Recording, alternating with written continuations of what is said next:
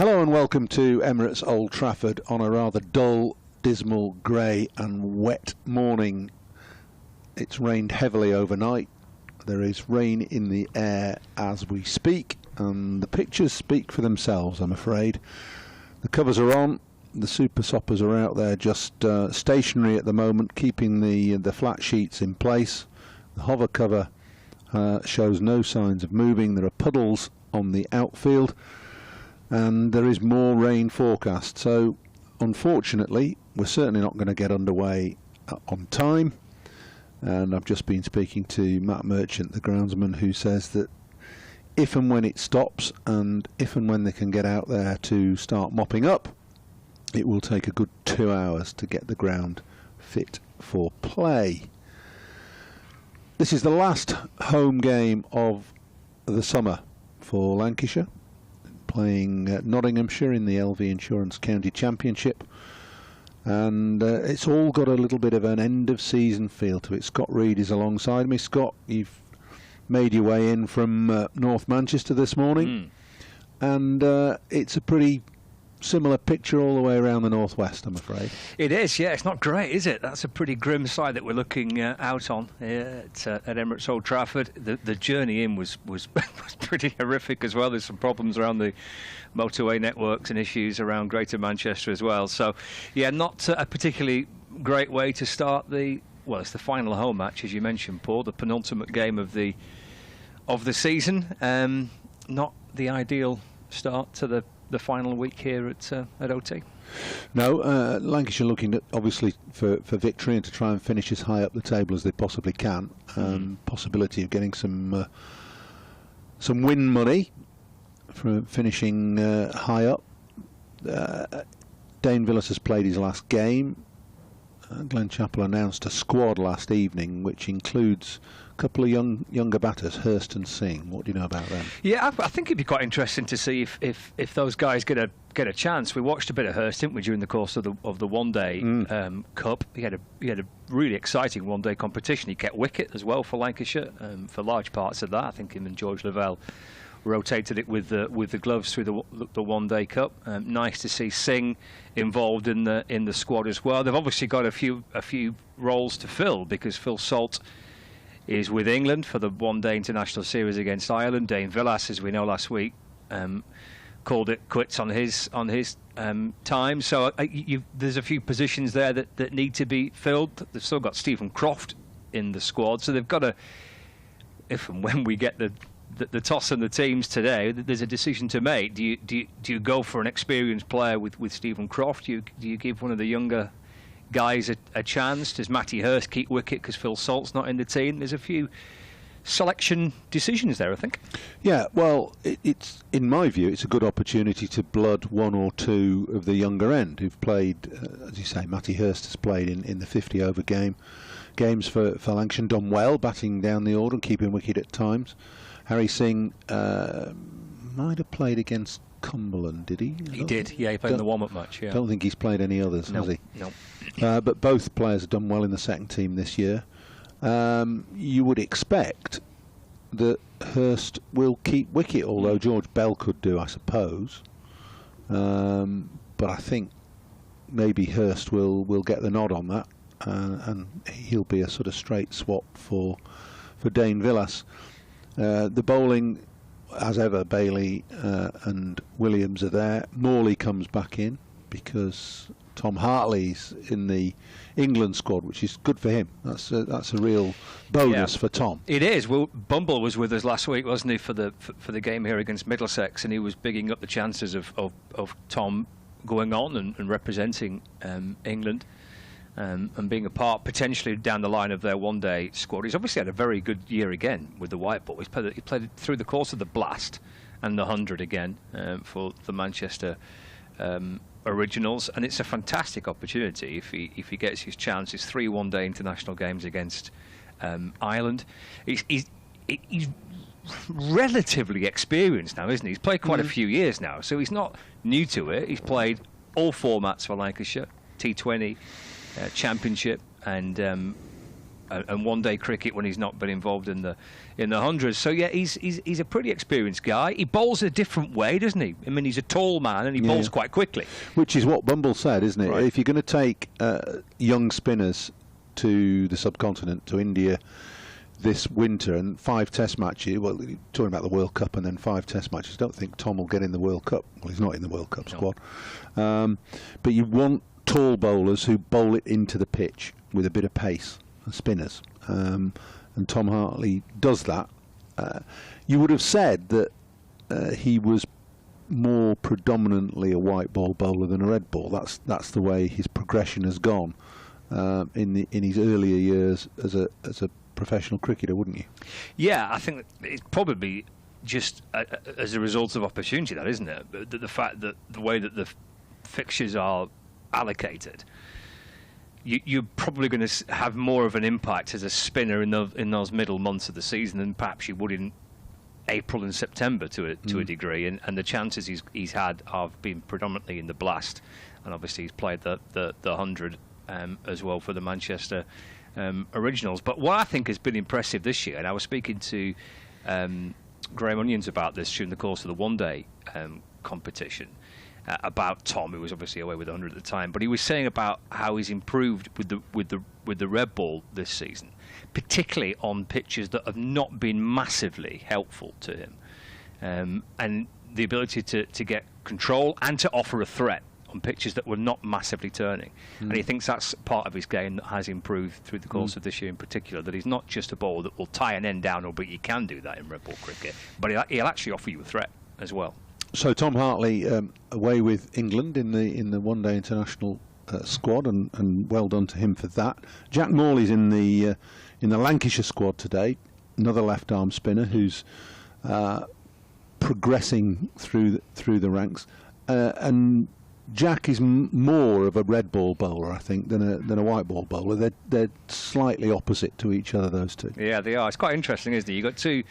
I mean, Tom's slightly more advanced than Jack. He's obviously played a lot more cricket than Jack has. But you've got two left-arm spinners who, at the minute, would seem a very different type of bowlers, and maybe Lancashire view them as slightly different type of bowlers. Jack had a good one-day competition though this year, and bowl well for Lancashire. But we've seen little glimpses, haven't we, of Jack with the red ball, where he's had a big impact, and he's taken wickets in key situations for Lancashire in red ball cricket. And I think it will be really interesting to watch him play if we do get a decent amount of cricket this week, and also next week in Canterbury. If the weather's better next week, and Lancashire are playing Kent next week for the final game of the season, again, just give him that option to play in that final match. It's exciting for Lancs that you've got that there are bowlers that will offer different threats in different formats, and the young guys that are developing and coming on. Just seeing a little bit of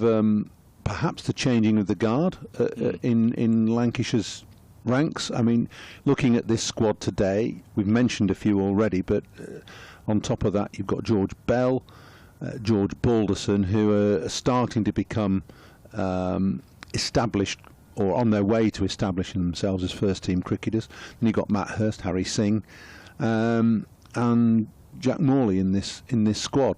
So, do you see over the next 12 months or so more opportunity for the younger end to come through? I do, and I think going back to when we started in April, we were chatting right at the start of the season about what's to come, and I think there was always a chance that elements of this season would turn into being transitional seasons for certain players. I think when you started the season, I'm not saying that we knew that Dane Villas would retire, but there's a chance that Dane and Stephen Croft, these guys are coming towards the end of their career. Therefore, there's potentially the opportunity for others to come through. And it felt to me like, having had such a fantastic 4 years, and in particular the previous two, when they played some brilliant cricket and came really close to winning all three competitions, that maybe we might just start to see a little bit of an evolution of the team. George Balderson coming into it over the last couple of years, George Bell getting his chance last year, and then the emergence of some of these younger players in the one-day cup that we've seen over the course of August. So I think it has kind of morphed into that type of season a little bit for Lancashire.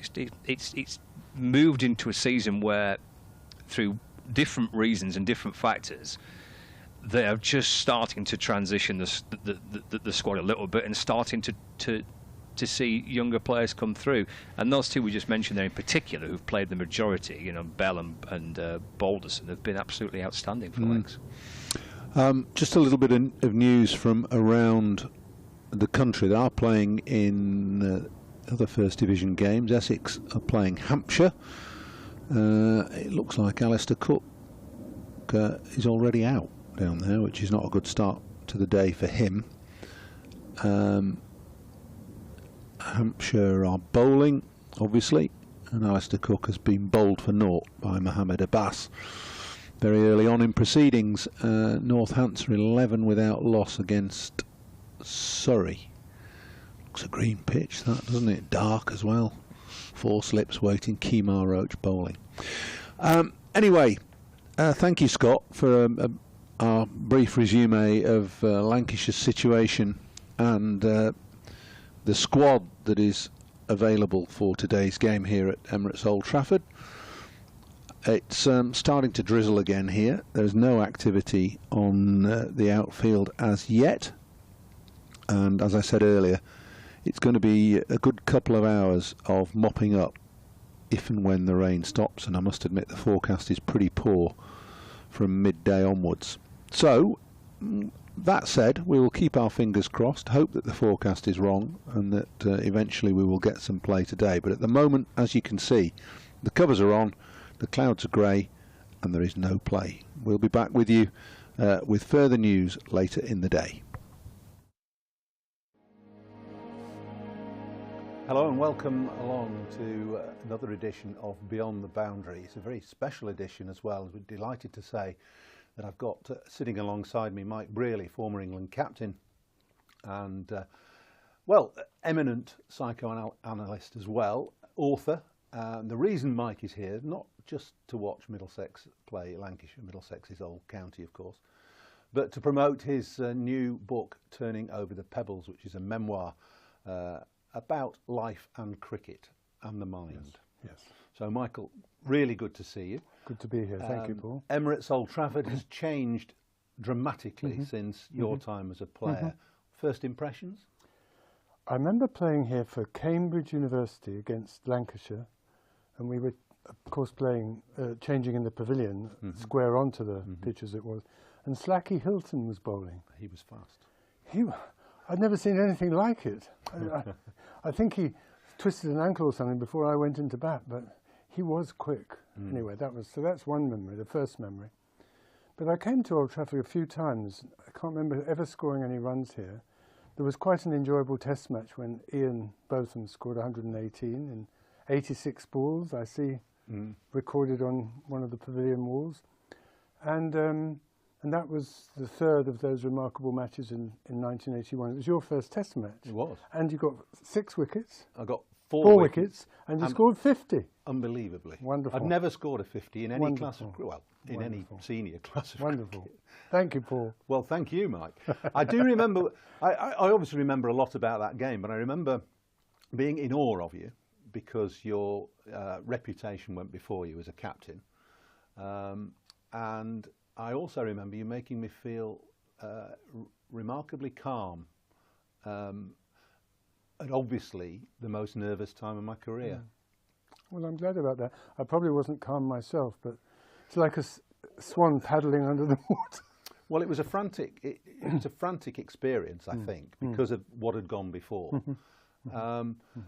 Let's just start a little bit with that, because that 81 series is perhaps the one that you'll be most remembered for as captain, coming back to captain the side. England were 1-0 down, and England then won 3 matches on the trot with you at the helm. Same players, more or less. Yes. I mean, that very, very lucky as well, as great turnaround of Ian Botham, and to some extent Bob Willis too, who got 8 wickets at Headingley, 2 tests before this one. No, but at the time, I think I knew perfectly well that it was a hair's breadth, and it was very lucky that we won, but we did, and it was remarkable, and it captured the imagination of a lot of people in the country at that time. Coming to the book quickly, it's a memoir. Yes. And it is about your life from your time as a schoolboy right the way through university as a lecturer, and then your cricket career, and then post-cricket career as a psychoanalyst. But one thing that struck me in the book was that you said that cricket is a part of me. You didn't mention that any other aspect of your career or life is a part of you, but cricket is a part of you. Why is that so fundamental to you? Well, I think, for one thing, it's the first thing I really remember. Cricket, and at that time football was equal. Winter was football, cricket was summer. When I was little, and my dad was a good cricketer. He played for Yorkshire once and Middlesex twice, and both their second 11s. You know, Yorkshire were the best county in the country. He played with Len Hutton and Herbert Sutcliffe in a match against Middlesex, actually. Headley Verity, and Bill Bowes and Compton and Edrich. So it was quite a match, you know. So it got my imagination. I loved it. I wanted to play cricket all the time. When I was about 9, I put it in the book, my mother said to me, if you carry on like this, you'll do nothing but play cricket and football all your life, which is a bit true. Well, there are worse things to do. And there were many worse things to do. And so I think it was ingrained in me. You know, my dad was a Yorkshireman. He played in Yorkshire League and for Leeds University and the British universities, and then he played for Yorkshire Seconds and so on. And they all thought about cricket from a point of view of tactics and strategy, as well as about technique and what shots you should play and what shots you shouldn't play. There's a lovely little bit in the book about your upbringing, or your father's upbringing, really, and the way he approached the game as a serious game. Yes, that's no, right. No fripperies. No fripperies. Had to be played properly. And straight, you know. Yeah, play straight. I mean, straight technically, but straight morally as well, according to the values of the time, really. And yet you were an innovator in your time at cricket, in many aspects, weren't you? Well, you were the first, I think, maybe the second to wear a helmet for a start, or a skull cap, as they were called then. And within 6 months, everyone was wearing them, except Viv Richards. Yeah, well, Viv never. I only ever saw Clive Lloyd take a helmet off once when he was facing Sylvester Clarke. Did he? And I asked him many years later, so why did he do that? He said, I felt I just needed sharpening up a little. Oh, did he? Sylvester. He was quite a bowler, wasn't he? He was rapid, yeah. But interestingly, you obviously, as I said, were an innovator. Fancy fields your father didn't like. I think he said fancy fields or field placings. What do you make of the field placings and the modern game? Well, you can't say in general, but the way the game has evolved. Well, I think it's evolved quite a bit in the last year and a bit, especially with Ben Stokes joined by Brendan McCullum. And Brendan McCullum, I think, shifted the game on in the mid-1910s, 1913, 15 and beyond, when he captained New Zealand. And I think he did, you mentioned just before we started, the one-day match, 50 over matches, but in the World Cup in 2015. Yes, but I think in Test cricket too, and in two ways. One is that he having been, I think, depressed actually, or low, and losing the point of what cricket was about, and feeling the New Zealand team had done the same thing. He tried to get people back to playing as they had, with the same mentality, similar mentality to what they had played in as a child when they started playing cricket just for love of the game. Remember the age, remember the innocence with which you played the game. And then you can, he said, then you can look for what you hope to do and might do, and not be too preoccupied with how things will go wrong. And I think he helped the English team to transform into an attitude that they shared through the whole, they are sharing still through the whole team, the whole squad, of being able to take a few more risks, to go for things in a natural way, be a bit more relaxed about it and so on. Is that something that you did yourself when you were captain? Well, I think I did with some people. I think I did with Ian Botham and his batting when he came back, because he'd got, you know, he was very unlucky, you know. He might have had a Stokes, if he'd had a different set of teams to play against, because of his 11 matches as captain, I think it was, 8 or 9 were against the West Indies, who were easily the best team in the world at the time. And then Australia, the other two, they were the next best team, and we were probably the one after that. And, you know, that was really bad luck. But he had lost his form, both as a bowler and as a batsman, during that time. And I think he needed to... But it's quite... still amazes me that he was at such a low after the Lord's Test when he resigned or was going to be removed, or whichever way it was, both probably. And yet, almost instantly, because it was the next Test match, he became, yet again, this talismanic figure. Did you say anything to him? Well, you must have done.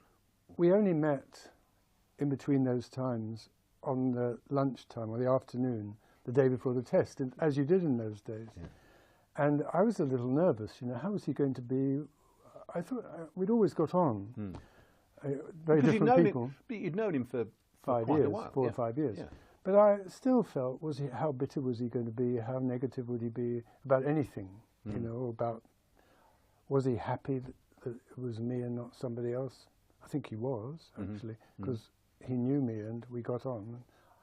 And I could give him his head, but sometimes I could just take him off or say, I'm not going to bowl you if you bowl medium pace half volleys, which I did during that match, took him off after 3 overs. And he didn't like it, but we could get through over that. But batting-wise, I think the luck was that it was such a good pitch to bowl on. We let them get 400 in the first innings. We were, when he came into bat, probably 100 for 5 or something like that, or maybe 80, I don't know, I can't remember. And he played a big shot against Dennis Lilly, and it was a good length, just short of a length ball, and Lilly's usual line just outside off stump, going away, and it reared up. He was trying to hit it off the back foot. It reared up, just missed his gloves and his chin, and went through to Rodney Marshall like that. And he looked up to me. I was sitting in the balcony, which was quite close to the pitch in those days, square on, long leg really, but square on. And I sort of said, enjoy yourself, you know, carry on, because on that pitch I knew, probably on any pitch at that time, but on that pitch in particular, he was better off playing all the shots he felt like playing. And yet I do seem to remember that when he got his 100, there was a camera shot of you, which I've seen subsequently, of you saying, keep going. Yes. Basically. But that's the same thing. It was the same thing, really. I didn't want him to stop playing shots, but I just thought he's got to 100, and I think it was when Chris Old had come in as well, and how was Chris going to play? He got at 29. He played 27, 29. They put on probably 60 odd, which was also crucial, like your 52 in the first. That was the latest. That was at Old Trafford. I'm sorry, Old Trafford. But anyway, it was so. I did, and I think that's on the BBC programme of highlights of the Test match, that gesture from me. And I was given credit by Richie Benno saying that I was saying, carry on, hitting to Chris Old. But I think I was also saying to Chris Old, you know, keep that left foot, his back foot, somewhere in line with the stumps. Well, he was, yes, he was quite good at giving himself a little room. Giving himself a little room.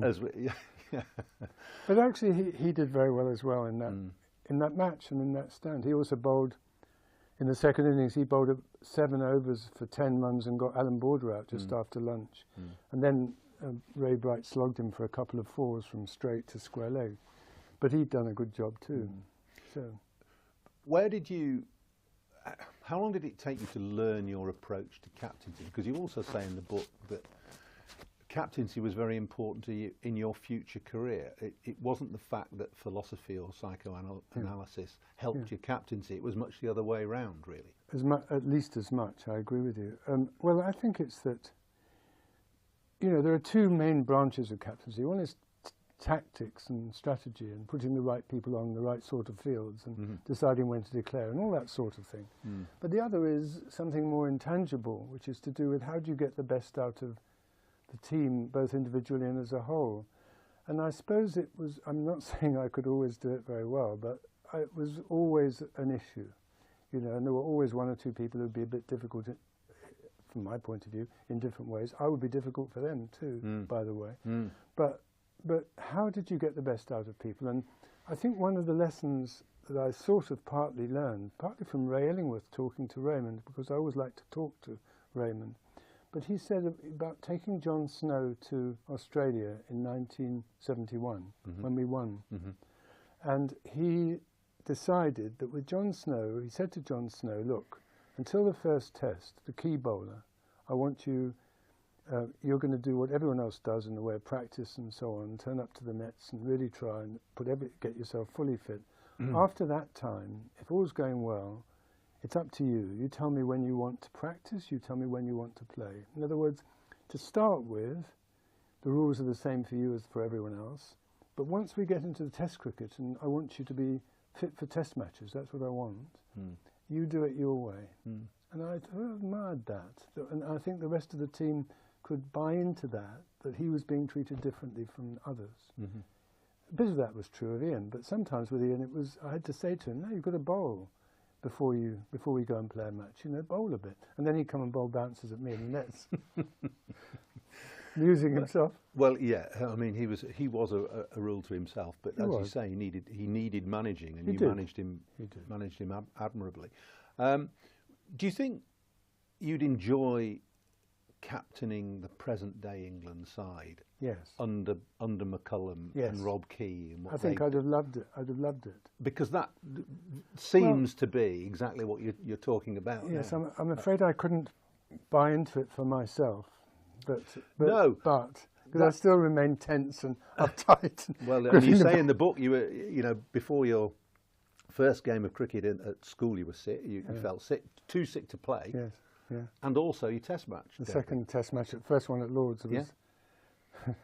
But at least you can appreciate how the others feel then, of course. Well, I think there's something in that. You know, the people who are really the geniuses of the game are not always the best captains. You know, because they haven't had to go through the things that the rest of us have to go through, certainly from time to time. And it's always a bit of a struggle at the top level. I think by the end of my career, I got to feel I belonged in county cricket. You know, I was a good county cricketer.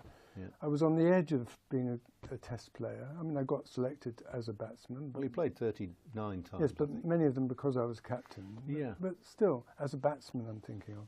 So, how? No, because it's interesting to me, and I'm sure to people who want to get to know you or feel they want to get to know you. You were captain for captain for 31 of those 39 tests. Yes. Did it ever, not dawn on you perhaps, but did it trouble you that you weren't contributing as a batsman? And how did you equate that? Yeah. And how did that make you feel compared to the greats who were around you, the Bothams, the Willises, the Boycotts, the Underwoods, etc. Gower, of course, in his pomp. Yeah. Yeah. How do you come to terms with that? Well, sometimes with difficulty, Paul. I mean, there were good things that people said to you. I remember Tony Greig captaining when I was vice captain in India, and the first test match I was in really good form, and it was a good pitch. We won the toss, lovely day, and I ran myself out for 5. And he told me later that match, during the match, that he felt like crying when I ran myself out. You know, so that was kind of a... And Ian Botham would say to me once or twice, I might have scored a slow 20, but the ball was doing a bit, and there were some good bowlers, you know. So there's this reciprocal feeling of people wanting you to do well. Yes. Good players wanting you to do well. And valuing the contribution, even if in ordinary statistical terms it was modest. Well, it was modest, but it was still something. Yeah. And there were once or twice when I really was in bad form. I mean, there was once after I'd broken my arm, and I came back too soon. That was in Pakistan. I came back too soon the next summer. It was quite a bad break, and anyway, I couldn't. It was not good. And I got to the last test at, I think it was at Nottingham against New Zealand, and I scored 50 against Hadley and New Zealand. And all the team came out on the balcony to applaud, and it was at a time when it was going to be selected for the winter, the team. And that meant a lot to me, you know, because they obviously wanted me to play. And then once in Australia, when I couldn't score a run, I asked Doug Insole and Bob and probably Jeffrey Boycott, and they all said, you know, you've got to keep playing. We want you there. And so that was so I did need some support from people like that. You mentioned, you talk a bit about your nerves and your approach to cricket. Do you get nervous in other aspects of your life? For instance, when you started as a philosophy lecturer at Newcastle University, you were relatively young and you had time away from the game. And then beginning your psychoanalysis training. No, I'm afraid I do. But that's good then. Well, it's got a good side to it. You've got to be anxious a bit. I mean, even I remember Ian Botham saying to me, he was really anxious before a test match until he walked onto the field. Yeah. But mine didn't stop when I walked onto the field. But, you know, it was his You stage. didn't stop when you went on the field? No. I What, mean, as a batsman or as a captain? batsman. As a captain, I was more confident. Yeah. I had those doubts that you mentioned, you know, was I worth a place in the team? Was I wanted by the team? Was I contributing enough in that way to make up for not contributing it as much as I'd like as a batsman? But I did, and I can have still, I think psychoanalysis has helped me in this, and cricket too probably. I can still feel a bit of a panic in the night if something's going to happen that's difficult the next day, giving a paper to a distinguished audience or that sort of thing. Or sometimes as with people that you find difficult in your ordinary emotional interactions, whether it's a patient or a player, you know, it can be the same sort of thing. But I hope it's a bit easier than it was. You talk about, in the book, about obviously the various aspects of your life, and there's one particular part where you almost wonder whether you could have done other things, i.e. stayed in cricket as a coach or a commentator or a writer, and you do write about the game. Come back to the writing. Or whether you've explored the path that you wanted to explore. In other words, carry on with your learning basically, and this profession of psychoanalysis. Well, I do find psychoanalysis fascinating. You know, it's the whole person. It's men and women.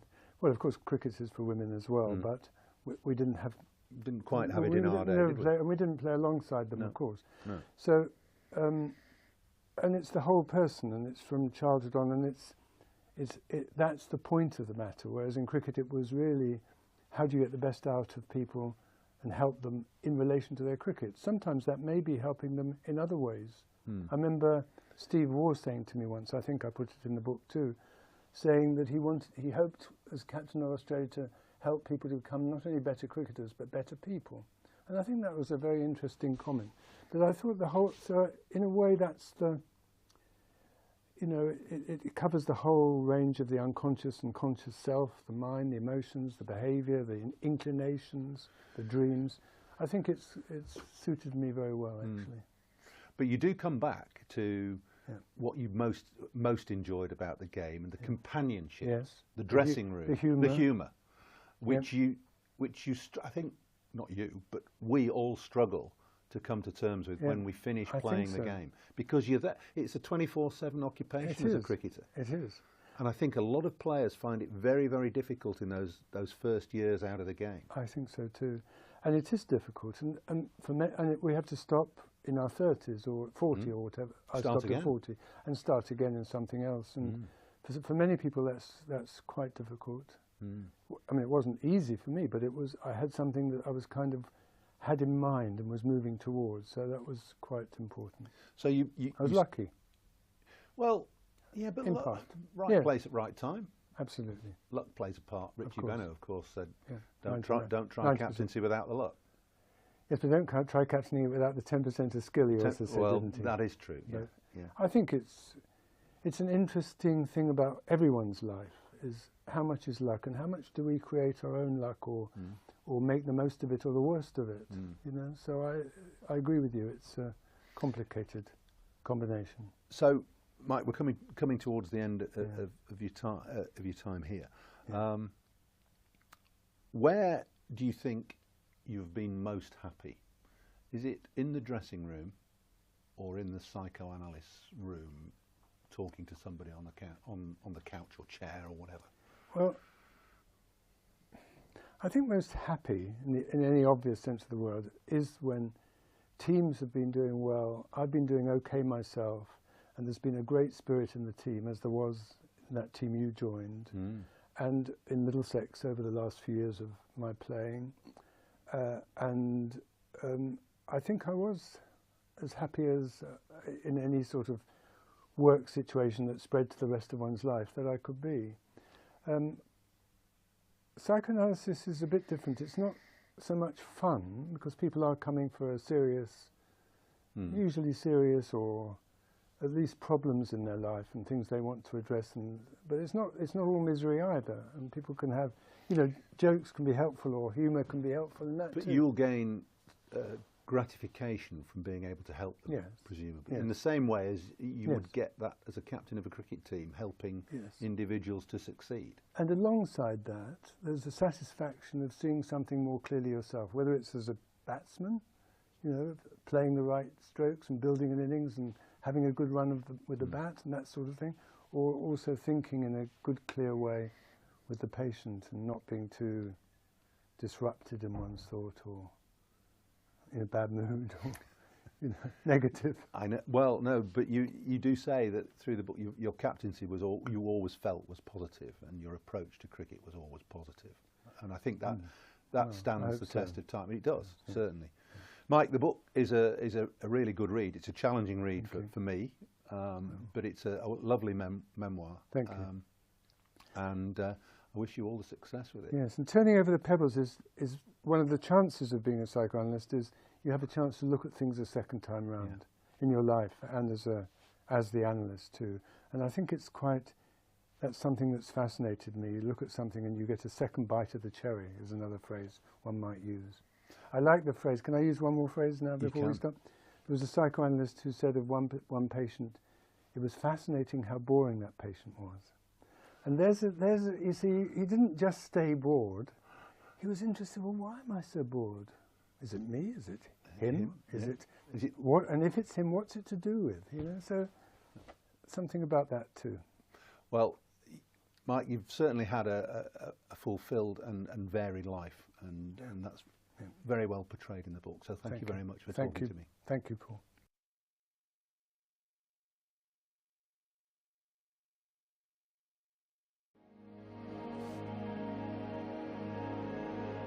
If you give players the right level of help, you can help players who might have been fringe players become quality players. Do you see the influence of the way that England have played in the last 6 months drilling down into the county game? We can't just have a squad of players for Lancashire and expect them to all play for Lancashire all year. I was fairly argumentative as a youngster. I thought... What do you mean as a youngster? Did think not that I didn't believe in coaching. I was always prepared to listen to people I respected. Where did the spark come from? Why did you think you wanted to become a coach? The concept of being a pro didn't really dawn on me until I was offered a contract. Not frustrated, but I was determined that we could go better than 4th place. Does that rankle with you, that you never got more of an opportunity to play for England? If somebody had to say what defines Glen Chapel, that last game probably would be it. Hello and welcome along to another edition of Beyond the Boundary. I'm delighted to say that my guest today is somebody who's been synonymous with Lancashire cricket since the early 90s. His connection has been unbreached since 1992. He is one of the county's best ever quick bowlers, taking 985 first-class wickets, captained the side to the county championship victory in 2011, and is now the head coach. It's a very warm welcome to Glen Chapel. Glen, I just get the feeling that with all your enthusiasm and having got to know you pretty well over the last 5 years or so, that you'd still be playing if you could. Well, I was lucky enough to be able to play for a long time. The body didn't let me down. And I still have a bowl in the nets now and again. I don't think I'm up to standing out in the field and diving around, but yeah, I still enjoy the skill stuff. But 24 years as a player is a phenomenal span, especially as an opening bowler. What fortified you through all that? Through obviously your early part of your career, it's all said and done, but through the latter part. Yeah, well, I think in 24 years you change a lot in that time, and your outlook changes. From starting off being surprised that you're a professional cricketer and wondering what you're doing, to going through thinking halfway through I thought I've had a decent career now, but it's going to take a big effort to carry on. And as I played for longer, I seemed to get more and more resolved to carry on and sort of do something that I could be proud of at the end of it. Jimmy Anderson, no less, said a couple of years ago, he said, "I've never played with anybody who works harder at his game." That's a fantastic testament to your time in the game and the attitude that you put into it. Yeah, again, I think I realised as I moved through my career that you had to put the right kind of work in. I'm not sure about working harder, but I did work as hard as I deemed necessary. But it became, the work that you do is important. So if it's 10 minutes, it's 10 minutes. But if it's an hour, it's an hour. You need to prepare to play the next game you're going to play and to be able to get through a full season. And there's a lot of things around the edges of being a bowler that you need to pay attention to if you want to stay on the park. And that's just not the normal stuff. It's all the modern stuff that we do to prevent injury, to make certain areas of your body stronger. Where did all this come from then? Because for a Lancastrian, which you're not because you were born in Skipton, and somebody who's grown up on the border of Lancashire and Yorkshire at Earby, what was your early influence in all this? Were your parents very instrumental in instilling in you a work ethic? Yeah, well, work ethic, I think so, certainly. Certainly grounded people, but they were both involved in the cricket club down at Earby. Dad was a pro in the leagues, played for many years for Earby, Nelson, Darwin.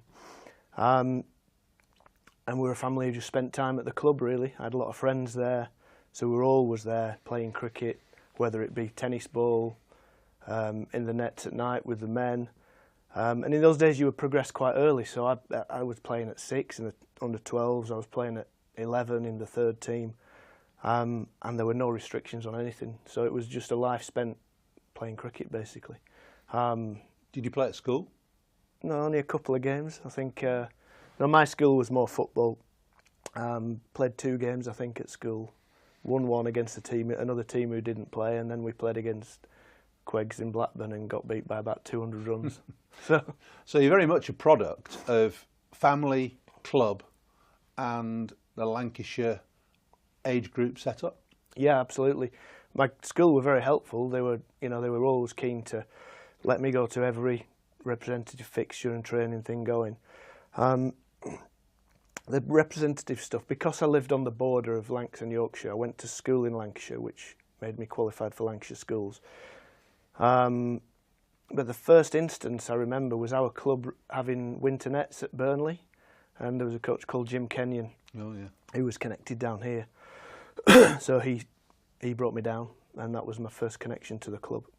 Jim Kenyon was one of the stalwarts of the coaching setup in Lancashire in the 80s and way before that as well. And he must have brought quite a few young cricketers into Lancashire's books, I would say. Yeah, there's a lot of players of certainly my era, older and younger, who have good things to say about Jim. So I remember him coaching me in a similar way to what my dad would do. Challenging you, can you do this?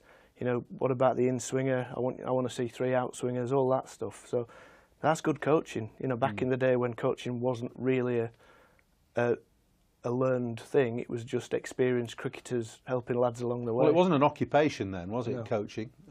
I think coaching has only really come into its own as a profession, if you like, probably during your time in the game. Would you agree? Yeah, absolutely. When I started, we basically had a manager, didn't we? We'd call him coach or manager. And again, he would help us become better at cricket. But a lot of the learnings were from your teammates as well in those days. So you teammates, who were the biggest influences early in your career, apart from your dad, obviously? Well, all the fellas I played with at the club. I mean, that was an enjoyable and tough school. You know, a lot of what you call sledging and grown-up stuff in the leagues, people falling out with each other. But that, you know, that sort of made you appreciate what playing cricket against adults is like. And then as you move through, I was lucky enough to play above age in age group cricket. So you look at, I played with people like John Crawley, 2 years older, Ronnie Irani, people like that. So you're constantly learning from people who are more advanced, if you like, with more experience. And then coming into Lancashire's team, that was pretty daunting in a way, because certainly early on in my career, I think we had everybody else in the first team had played for England. So we had a whole host of quality cricketers from overseas, as well as, you know, homegrown players, others, Neil Fairbrother. When I started, I think Neil Fairbrother was captain. Then we had Mike Watkinson, others, Graham Gallian, Crawley.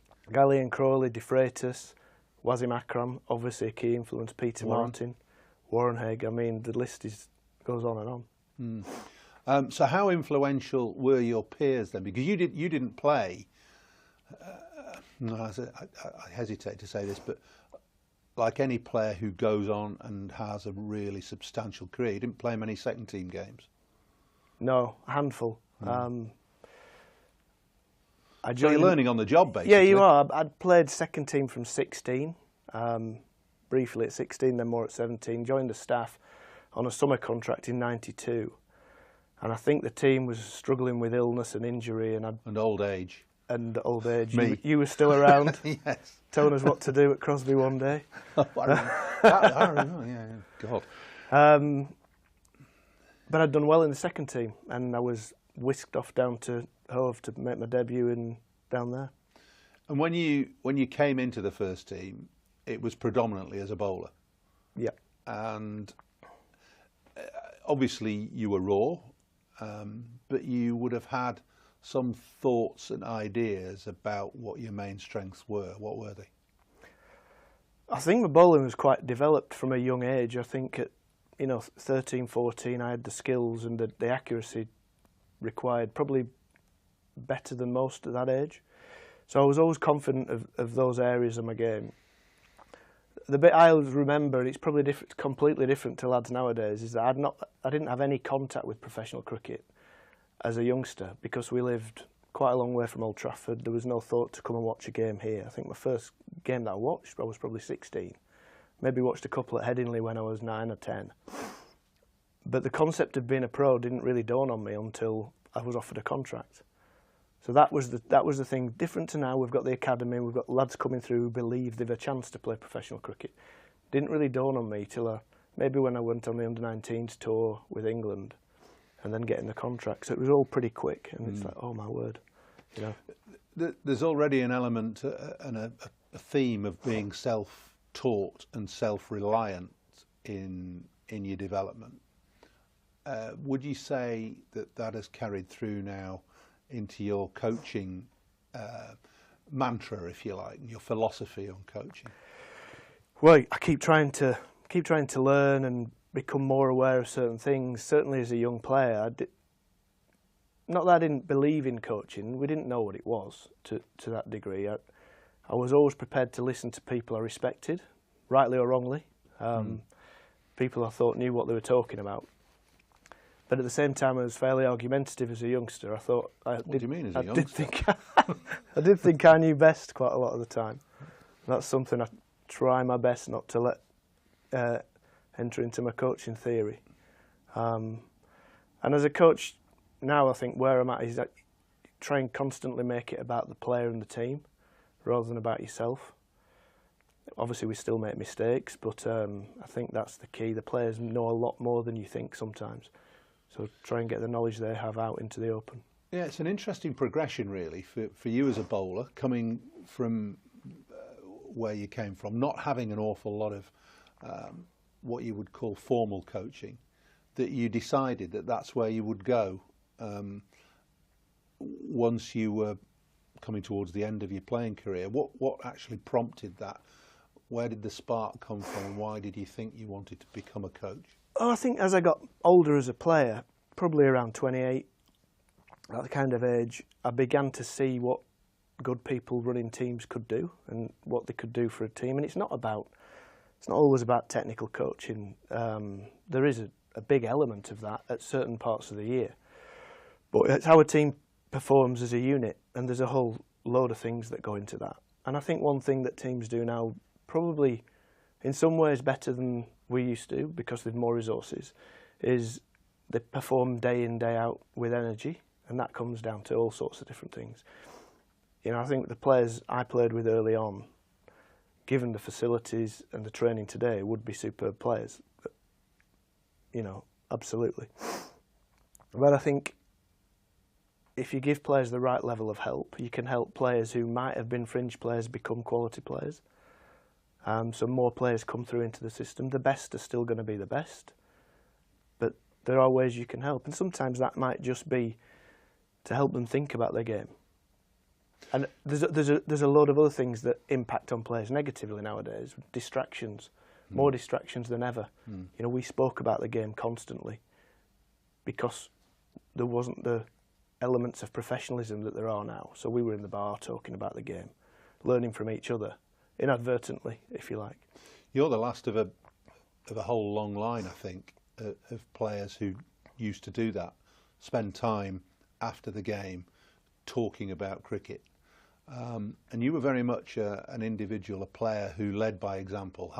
Bowling fast, opening the bowling plenty of overs a day is tough work. It really is hard work. You have to go through all sorts of strifes and stresses to be able to perform. So you led by example as a bowler and then as a captain. How does that transfer into coaching now? Because it's much harder to do that. You can't do it. You can lead by example in the way that you do your job as well as you possibly can, and I think that's the overriding concept, that as a captain and as a bowler you wanted to be seen as someone who could do the hard yards. However tough it got, you always wanted to set that example, and you had to enjoy it. You know, at the end of the day, I enjoyed that. The only way that I can think right now that transfers into coaching is do your job as well as you can, and that. You know, that's not me bowling 20 overs in the next nets to show them I can do that. It's do the right things as a coach. Do you get frustrated as a coach? Whether it be about tactics, players, attitude, what is the thing that does frustrate you? Or do you put those frustrations to one side and concentrate on the good things, if you like? Well, it's not a perfect world, so you can't walk around saying I don't get frustrated about anything. Players have massive challenges nowadays. The county clubs have huge challenges. The schedule of world cricket has changed massively over the last few years. They're challenges we've got to overcome. We've got to understand what our job is, because we can't just have a squad of players for Lancashire and expect them to all play for Lancashire all year. We're going to be pulled around a bit by different players' schedules. Be that international cricket, franchise cricket, tour games during the season, all sorts of things. So we've got to plan accordingly and try and be as strong as we can, day in, day out, all year long. In terms of players' attitude, I try not to get frustrated, because what we do is a lot of work to make sure we've got good people, good lads here, and we have, absolutely. So there's not much frustration there. If there is, you pick it up and you try and get better. But over the course of time, especially when a team's being pulled around, you need people who come into the environment and out of it and come back with energy and enthusiasm, respect for their teammates, and want to do well for the club. And if you've got those, then things tend to run a bit better. Let's come to that, back to that in a minute. I just want to wind the clock back a little. It's over 10 years now since Lancashire won the county championship. You were captain at the time. There were all sorts of constraints placed upon you then. You didn't have Old Trafford as a base because it was being transformed. The square was being turned round. You'd already been playing the best part of 20 years. And that win, that county championship win, just came out of the blue to those that weren't really associated with Lancashire. How did you formulate that season's plan? Was it down to you? There must have been elements from outside as well. But that was a phenomenal effort to win the county championship then? So Peter Moores came to the club in 2009. I think we'd finished 4th in both of those years leading up to 2011. But at that moment, the team had theoretically weakened a little bit. We lost some senior players, Stuart Law, people like that. And I think there was an area of naivety. I mean, I was a senior player, but I wasn't a coach yet. But you had much captaincy experience? Yes, I'd done the previous 2 years. Yeah, okay. So I was into the role then, and I was not frustrated, but I was determined that we could go better than 4th place. And I think there was an attitude around, we just said, right, we're going to win the championship this year. And that's not always the best thing to say, because that can create early issues. If you start losing games, you can go from thinking you're going to do that to being nowhere.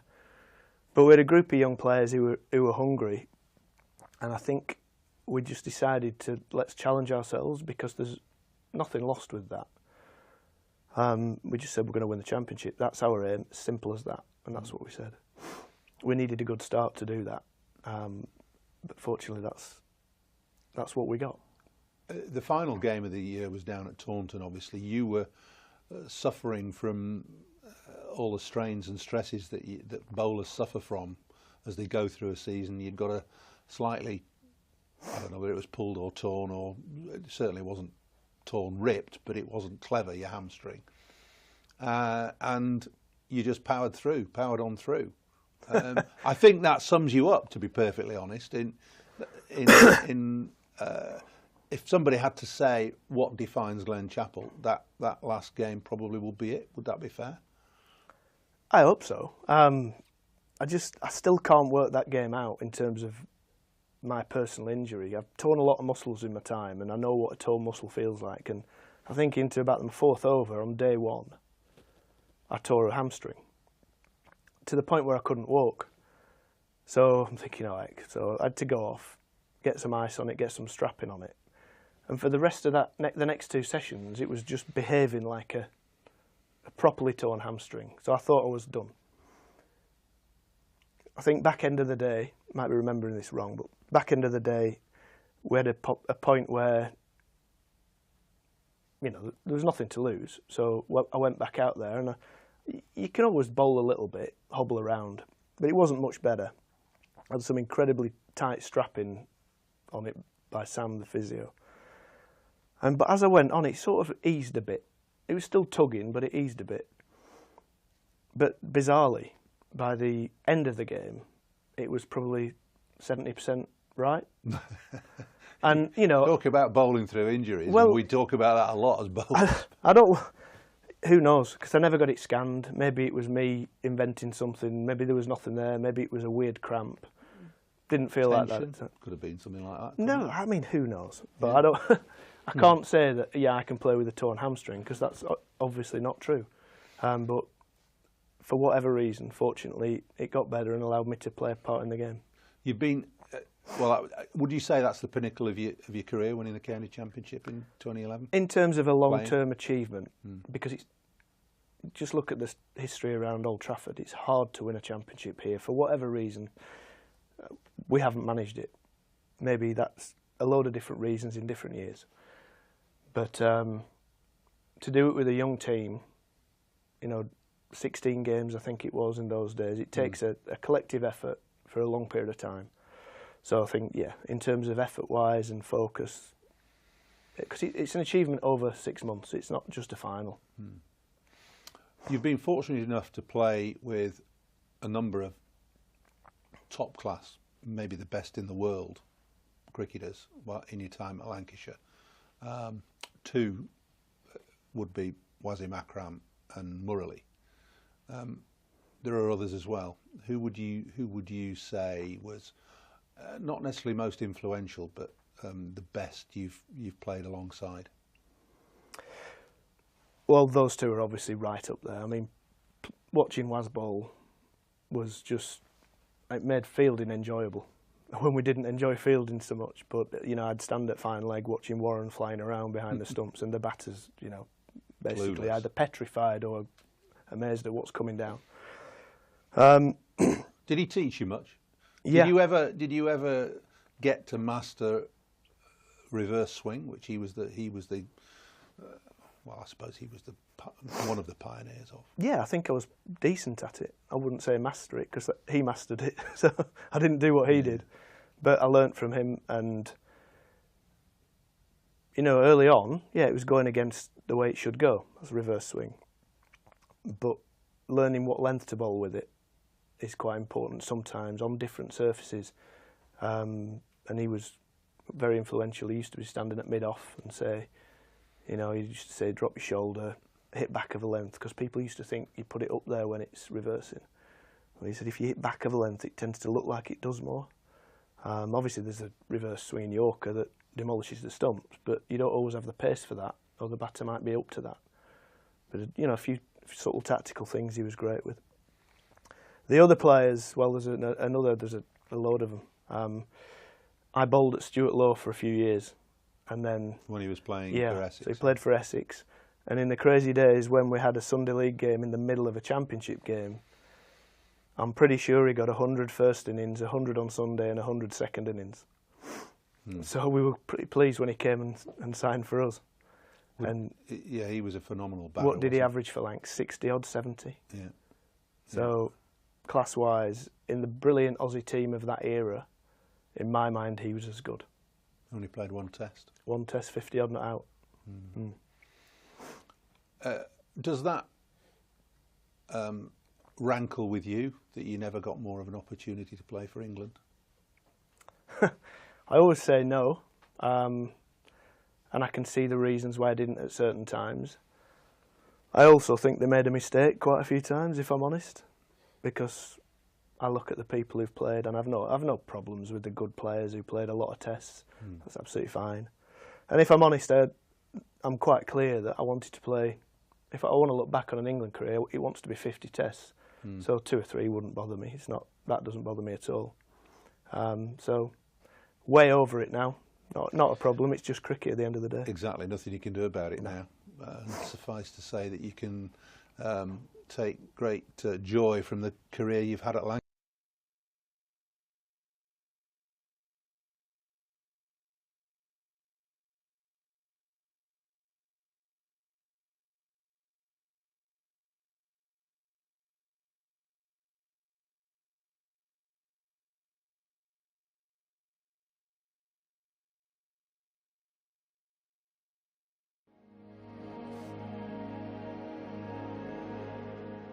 Welcome along to this edition of Beyond the Boundary.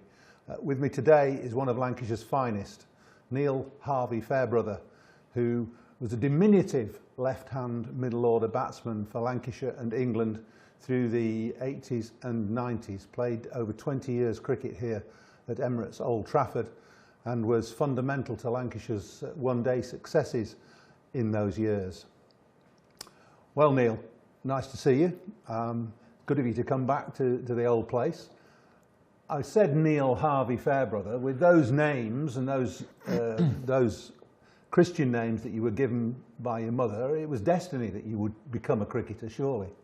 Well, I don't know about that. Unbelievable that I ended up a left-hander as well, that's for sure. But I think I did all right because our 2 favourite cricketers were Neil Harvey and Herbert Sutcliffe. So I think I did all right with my name in the end. I've been called Herbert a few times.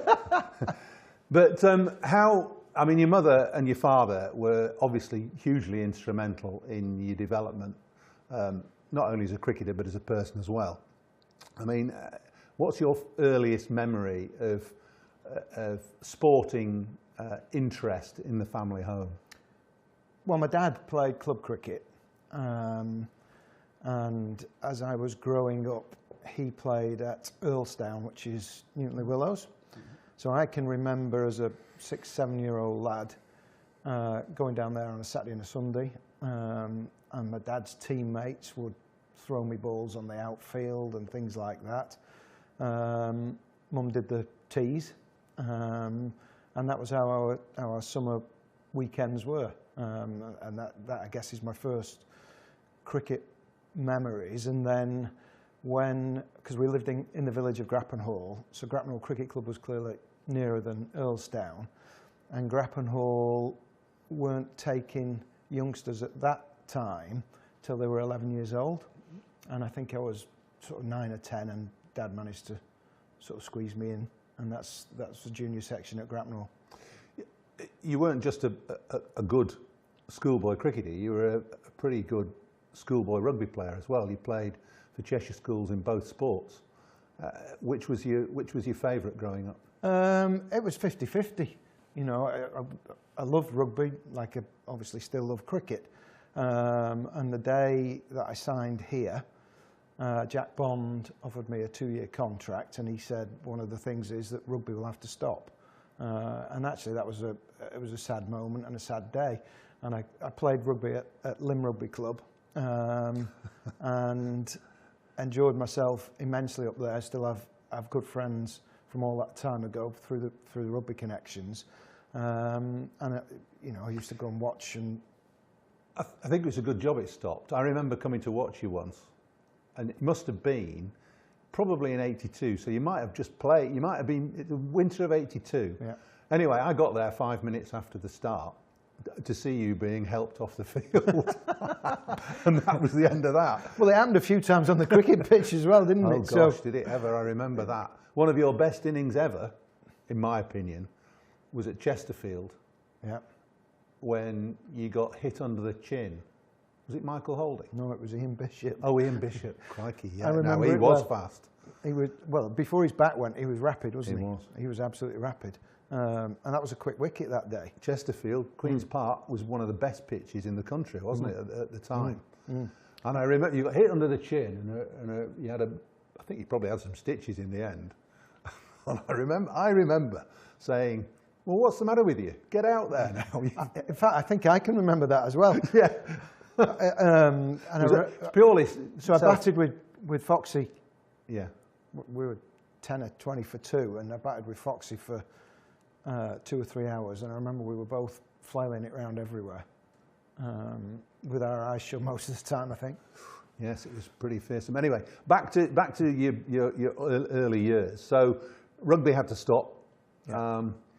You made your debut here in '82, but prior to that, you'd played for Cheshire schools and club cricket at Grattan Hall. Yeah.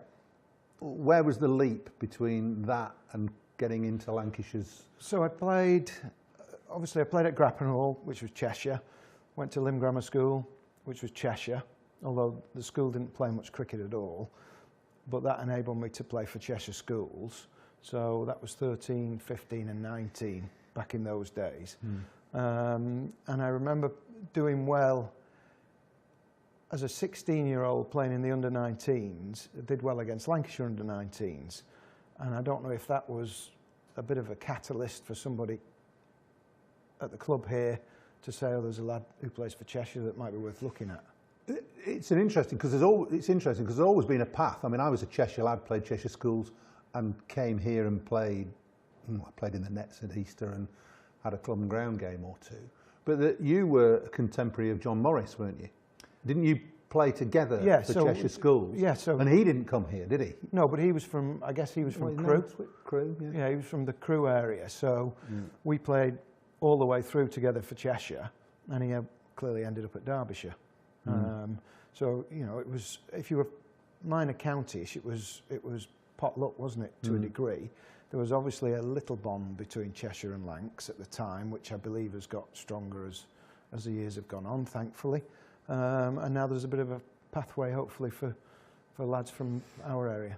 When did you become aware of your talent, and did you have the will and the belief that you could make it as a professional sportsman, either as a rugby player or as a cricketer? I think it's something. I mean, I loved rugby. I loved playing football. I loved cricket. So it was just a hobby, and it was great fun to start with. It was around. We'd done the under-13s and the under-15s, and then I started playing for Cheshire under-19s early, and I immediately did well. So I think then you're 2 years young and you're doing well at under-19s, and all of a sudden you're thinking, oh, I might be all right at this. And then got invited down here like you, played 2 or 3 club and ground games, and then played a second team game, and thought that I needed a new bat to play in the second team. So we went into Stockton Heath, which was a village next to Grappenhall, and there was a sports shop called Buller's Sports. Oh, yeah. And Mum and Dad took me in there, and I bought a Gray Nichols bat for the second team game, and it was about £3 too heavy. No. So coming to Old Trafford, it was here, we played Glamorgan seconds, and I couldn't lift the bat up.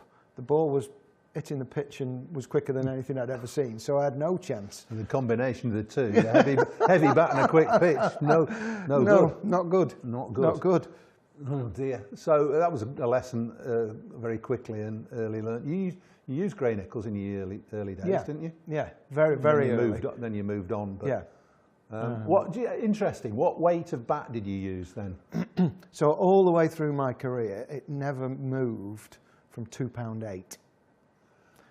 So that was start to finish. Yeah. Clearly, through my period, there were people that used lighter and there were people that used heavier. Now, I think the generalisation is that the lads use £2.10, £2.11 bats, but they pick up so well now. The bats are so big and they pick up so well that you pick a bat up and you think it's 2.7, and there's actually that much wood in it that it's heavier. Here's a speculative question. Do you think you'd have been a different type of player with a modern bat? Because you were very much a batsman who structured his innings around moving the ball around, placing it in gaps, etc., etc. Would you have been tempted to play differently? Well, you never know, do you? You never know.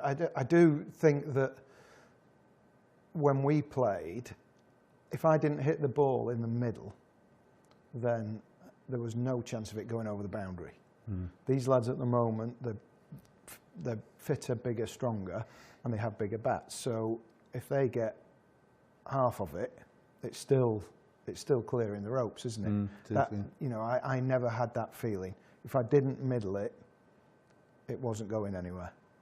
That is for sure. Probably made you the player you were then, actually, because you know you had to be meticulous in the way that you chose your stroke. Yeah, I mean, I think I look back at the way I played, and I think early on I tried to hit big balls a lot of the time, and it, you know, hit my fair share of sixes on this ground, not like the boys today, obviously. And then I think realised that there was another way to play the game, in one-day cricket especially, and that was to hit gaps and run. And run hard, and that is how my game developed. And then I had a period where I mixed both very well, the hitting and the manoeuvring of a cricket ball, and then latterly I think probably went too far the other way towards the end of my career, where it was just nudging it around into gaps, whereas the game perhaps was going the other way, and that's when boundaries were needed. Were you aware when you were playing, and you played 85 one-day internationals for England, were you aware that you were developing a style of play that was pioneering? I think you were the first, whether you were called it at the time, but certainly in retrospect, you were the first finisher in the international game. I don't think at the time you realise that. The one thing that I enjoyed was the run chase. I enjoyed the run chase. I enjoyed being in at the end, and I enjoyed getting this team or the England team over the line if I could. And I got immense satisfaction out of that, and perhaps my game developed on the back of those feelings as well. You were a great manipulator of the strike, though, and also you were excellent at marshalling the lower middle order to chase down totals. Well, it was great. The lower middle order here for many years was full of strikers of a cricket ball, which complemented often the way I was playing. And if I thought we needed a boundary or we needed the next over to go for a few, then we all had confidence in each other, and whatever the advice was, the lads were taking it. So, you know, for long periods of time, there was Wazim Akram here, Mike Watkinson here, Warren Hegg here, Phil De Freitas. So all these lads, lower middle order, could all hit the ball into the stand. So when the time came, they were up for the challenge. And we complemented each other well. We knew each other inside out, and we trusted each other. Let's just go back a bit. 82, you made your debut, but you didn't do anything in your first game. You were called out of nowhere, basically. Yeah, I was actually playing for Grappenhall on the Saturday afternoon. I heard the phone go at about 8:45, and Mum came running upstairs into the bedroom and said, "Jack Bond's on the phone, and they want you to go in and play for the first team." And I'd only played 2 or 3 second team games, not scored a run. So I turned around to my mum and said, "Somebody's having a joke with you." And she said, "No, it's Jack Bond." So literally jumped in the car, came here, and you were all in the nets at the back. So I came up into the changing room, was hurriedly getting changed, and it must have been 10:30 because you all came back in. And all of a sudden, I was surrounded by my heroes, people that were playing for England, people that had made the history of this club during the 70s and early 80s, and I was absolutely dumbstruck. Knew nobody. Clive Lloyd was captain that day, and he came over to where I was changing, introduced himself. He talked in this big, deep voice, didn't he? Yeah, he did. And I didn't understand And the he word he mumbled a was. bit Yeah, as well. I didn't know what he was saying. And he sat me down in the cinema seats that were in the changing room, and he put his arm round me, and I felt obviously ever so small when he was sat next to me. And the day just went from there, and we fielded all day. And on the way home, I had to stop the car, and I was physically sick on the way home. I think from the nerves of the day and everything that had gone on that day. And then Monday afternoon, when it rained, and then Monday afternoon we chased Kent's total, and I didn't bat, and David Lloyd got 150. And obviously Bumble at the time was at the end of his career, Yeah. and he opened the bat and got 150. I remember it being a wonderful knock. There were 2 knocks early that stood out to me. One was that day, and then the first year on the staff, we went down to Horsham, and again, it was only my 3rd or 4th game, and Frank Hayes was at the end of his career as well, and he got a huge 100 at Horsham. 140 odd, I think it was. Yeah, against Imran, Yeah. Garth LaRue, Yeah. and that innings also stood out, and those 2 were almost something for me to aim at. And Frank didn't play much after that either. No, he didn't. It's interesting you say that, because that innings of Frank Hayes came after your debut innings, which Yes. didn't occur until 1983. And you made 94 not out against Warwickshire. I did. John Abrams was captain. He was. And there was, tell us about the scenario there, because 94 not out was a hell of a total. So obviously that was my first knock. My first 4 in first class cricket was a bouncer off a spinner. So the last over before lunch, Norman Gifford, remember Giff? Yes. And he had a penchant for bowling the odd bouncer. So he must have thought, well, let this young lad have it. Yeah. And he bowled me a bouncer, and I managed to get it away for 4. That was my first 4 in first class cricket.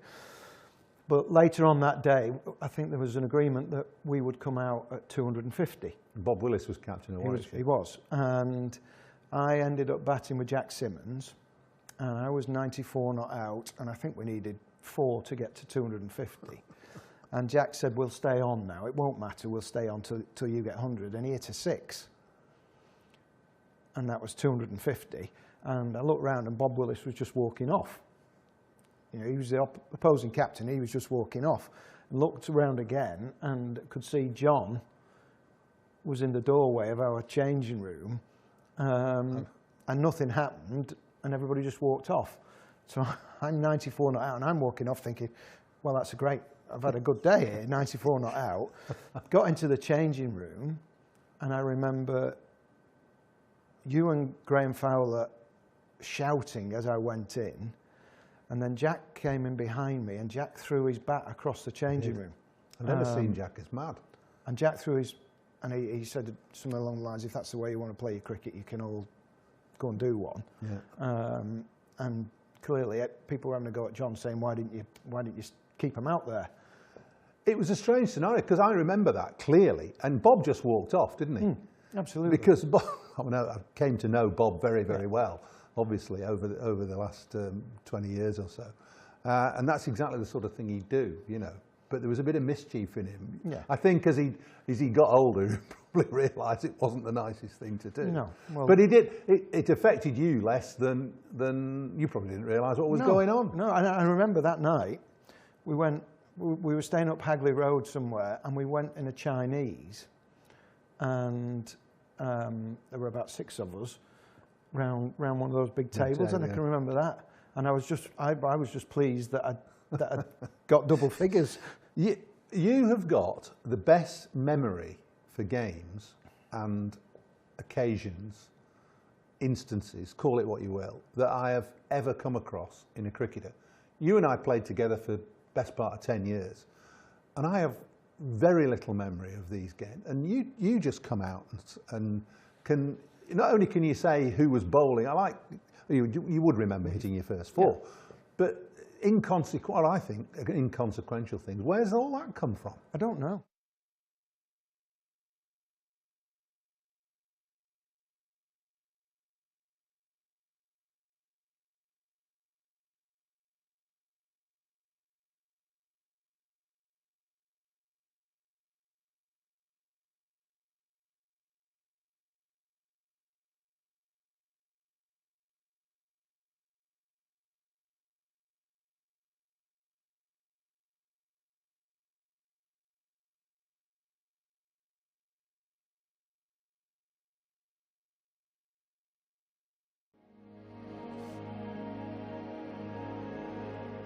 Hi and welcome along to Emirates Old Trafford with me, Paul Allott, for another edition of Beyond the Boundary. This week I'm delighted to say that we have got the Managing Director of England Men's Cricket with us in the studio. It's a very warm welcome to Rob Key. Rob, great to see you. I didn't think I'd ever see you in this role, to be perfectly honest, having worked with you in various locations around the country, commentating for Sky. But here you are, and I must say that now we're into July, you've had a very interesting and successful start to your career, or your new career. What was it that finally made you take the role? I did. Well, you didn't think I'd do this. If you'd have asked me this at Christmas time, I'd have thought, what are you talking about? There's no chance I'd be on the other side of the fence being an administrator. I mean, I love doing the job I had for Sky. I never thought in a million years. The only reason I thought I wouldn't be doing that is if I'd got sacked, to be honest, or I'd done something, or whatever had happened. So it was sort of after the Ashes, and you know what it's like, we used to do it all the time, and you're always sitting around because we love cricket. And we'd be in the back of the commentary box and be trying to work out, oh, what would you do? You do this, or why don't we do this, or why don't they do that? And then it was sort of Strauss, he'd asked me if I would be interested in the role, and I sort of thought, yeah, I suppose so. But never really thought that anything would come of it. But the thing that I suppose was the defining factor in it all was that now I feel like you've got some skin in the game. Now I feel, when you're on TV, you're coming up with a lot of ideas, but really you might never know if they work or not. And you're never really sort of under pressure in that regard to see if your views have any meaning or if they're right. And what I felt is that on this side of the fence, you're going to be tested, it's going to be a challenge, but also you've got a chance to do some good for English cricket. And I suppose that was the overriding factor, really. It was just to see if I could do any good in the game, if I could actually help out on that side of it. Was there a deep breath moment or a gulp when you actually realised, I am actually doing this job now. So now I've got to really perform, and I've got to put those thoughts that I have into action, into practice. I think when I was on the train that first day, because working in TV again, there's a lot of time you're very, very busy. There's a lot of time when you're off as well. And then all of a sudden I thought, hang up, I'm going to be sort of flat out now. And I was on the train from Canterbury or Ashford to London on that first day, just after Easter, and I'd sort of said to Tom Harrison, yeah, I'll do it. I'll start on Tuesday. That was the Thursday I said I'd do it. So 4 or 5 days later, I'm like, oh my God, I'm doing this now. And then you sort of go into Lords and you get in, right, this is how it all works. And there was no one really in, because either they're hybrid working or people are on leave for Easter. And I remember thinking, do you know what? I've no idea what this job actually is. But the greatest thing, I suppose, is the position that England are in, where Ashley Giles, Chris Silverwood, Graham Thorpe were no longer there. There was no national selector.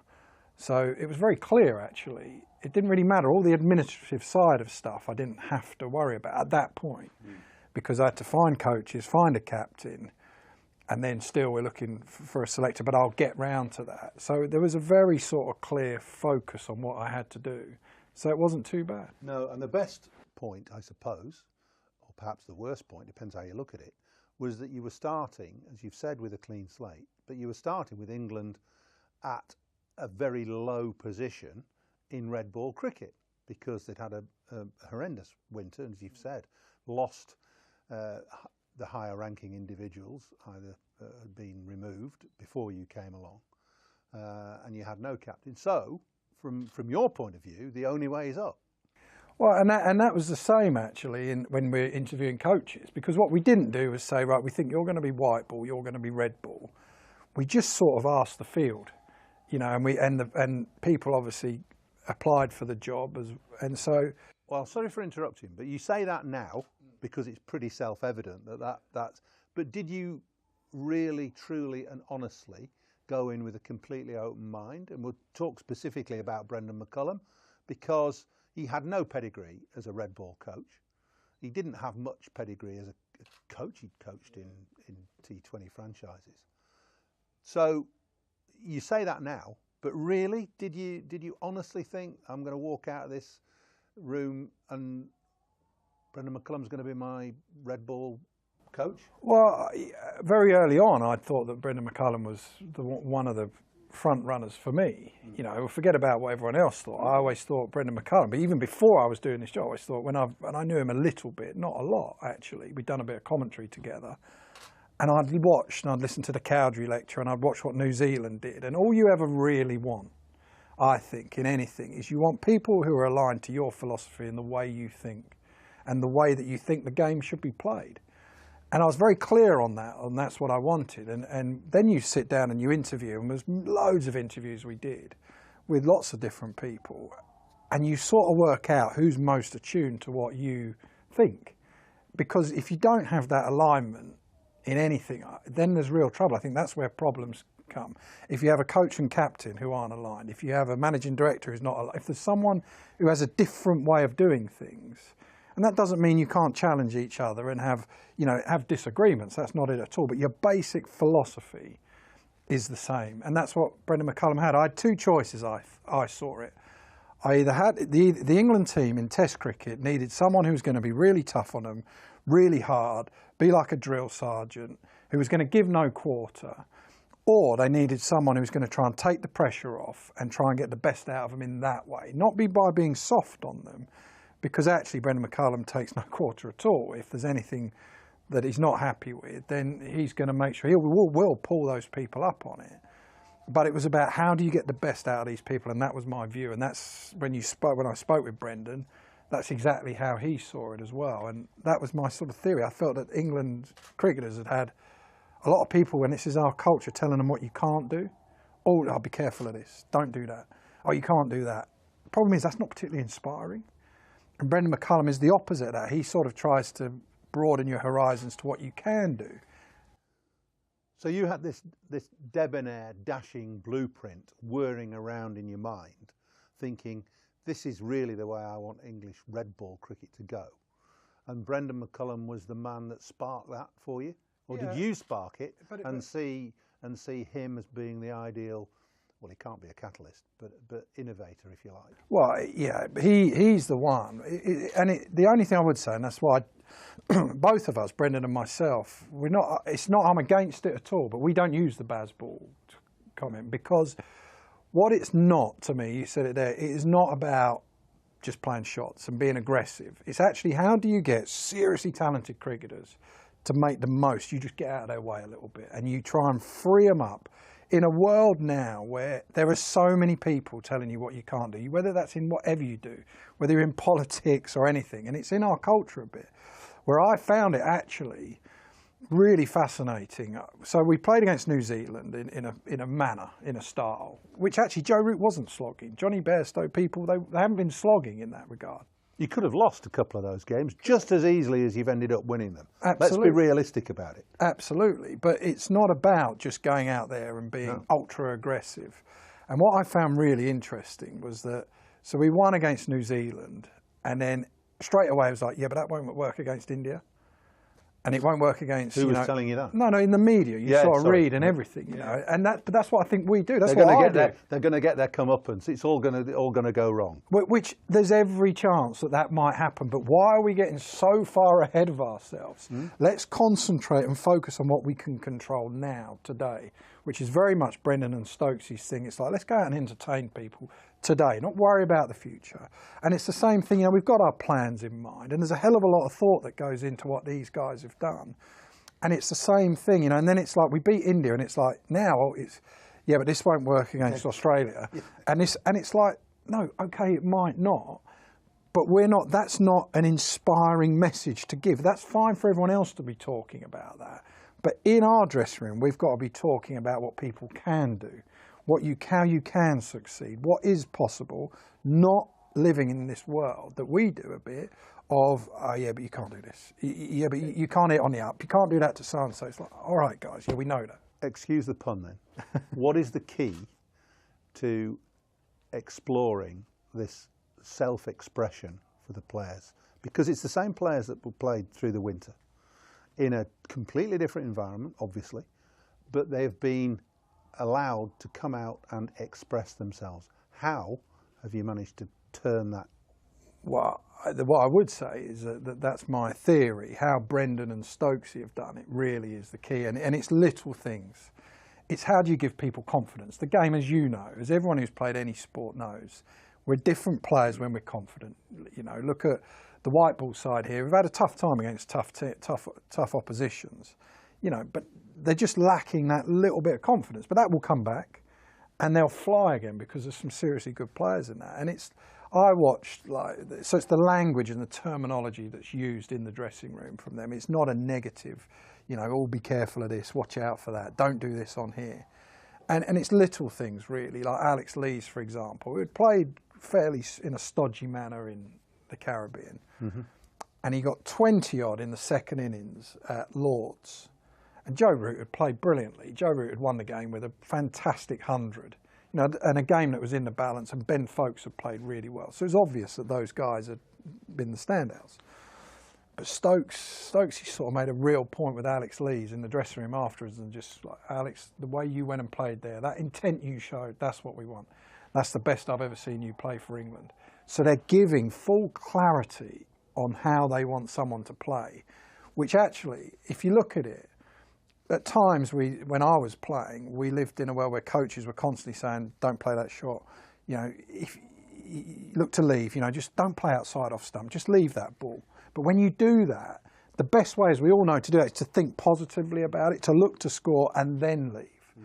And it's that sort of thing that they've been talking about. And the same with Johnny, who actually had played a big shot at Lord's in the second innings. He came out playing, shot a ball, and he got out, sort of drove a couple, then he went once more and he got bowled. Now, a lot of people would have actually said, what are you doing there? That was the last ball of his spell. Switch on. You know, why don't you think about that? Why did you do that? Don't do that again. Whereas actually what they did, they turned and said, the way you played there, that's what we're about.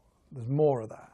So whether they thought that was the right thing he did there or not, but actually the next time, how much more confidence do you feel with that? And it's those things. And the same with the ball to Jimmy, Broady. it's not being about like, if we look to keep the scoreboard under control and we look to, you know, if we don't let the batsman score, then we'll get wickets. Actually, it's very simple, their thing is, it's like we look to take wickets with the ball.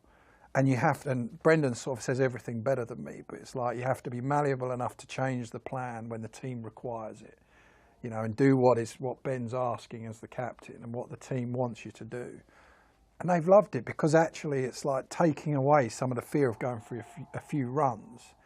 But you can still, with that, you look to take wickets, but you also still look to stop them scoring. It's just not your primary objective. So you're giving everyone more options. And there's something in it for everyone. It does not mean that if you're a less aggressive player that there's not a place for you in this team. No, that's not the case.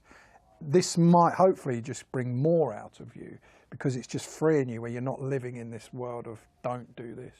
It's very clear that there's an awful lot of enthusiasm from within you, which obviously transfers through to your lieutenants, and I use that term not as an insult, but and I think whatever else you've done and you've transformed, I'm saying you, but there has been a transformation in the way Test cricket has been played.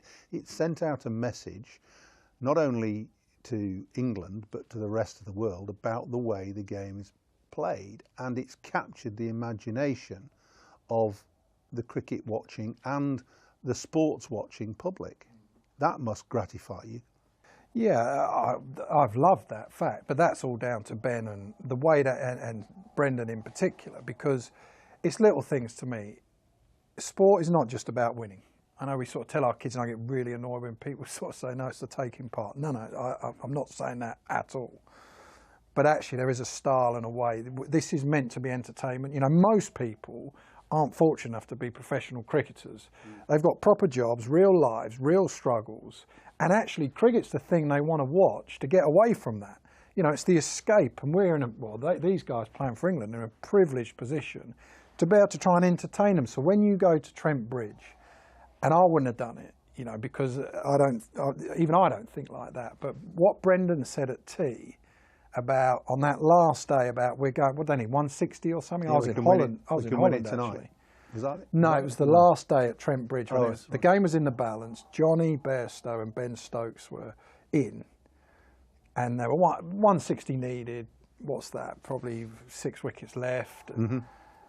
And at tea, most of us, as you would know, in the dressing room as a captain, we go, let's just have a look here, lads. You know, let's just see what's going on. Yeah. Whereas Brendan and Ben were like, we're winning this game. And and I don't know exactly, but Brendan was like, I'll take responsibility. If we don't win this, I'll take responsibility. I don't care what you know, it's on me, whatever. We're going out to win this no matter what. You know, and that clarity, and then Johnny goes out and plays the way he did. Now, when you look back on that, with a packed house on the last day at Trent Bridge, the only thing that we couldn't have done there was, the only thing that was the wrong thing to do with hindsight was to block out for the draw. I think we would have got more respect and more belief almost from the fans, the crowds, in the way that we went and played that game and the fact we gave it a go. And if it hadn't worked, I still think people would have been proud actually of what they tried to do. The fact we actually went and won it and Johnny played that unbelievable innings and Ben did, it then sort of captured the imagination even more. But that's what this is, you know, you and I have done it. This is not life and death, you know, and yet we treat it at times in professional sport like it's a proper job, and it's not. It's like, this is the best time of your life as a 20 plus something. Make the most of it. Let's just take it down a level, because the message is very clear, I think, that we now want and expect county cricket, red ball cricket, to follow and think about, or certainly think about and hopefully follow, the example that's been set in the last 2 or 3 months. Yeah. And let's not forget we're doing this for Lancashire TV, so there's an awful lot of county supporters watching this. How is this going to impact on the counties and in terms of play? Yeah. But also, and we'll come on to this perhaps in a little bit more detail in a minute, about the impact that England has on county cricket. Let's do the first bit first about the way we play. And you have been, I'm not sure critical is the right word. you have been realistic about in your comments about county cricket and the pitches we play on. And of course, being here at Emirates Old Trafford, we tend to look at this in shock and horror because we are pleased to have one of the best grounds in the world here.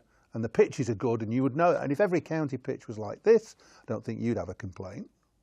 But so how is this going to transform English county cricket as well? How's it going to affect county cricket? Well, similar. I mean, that again, because people would say, why is it important? Surely it's just important about winning. Yeah, okay.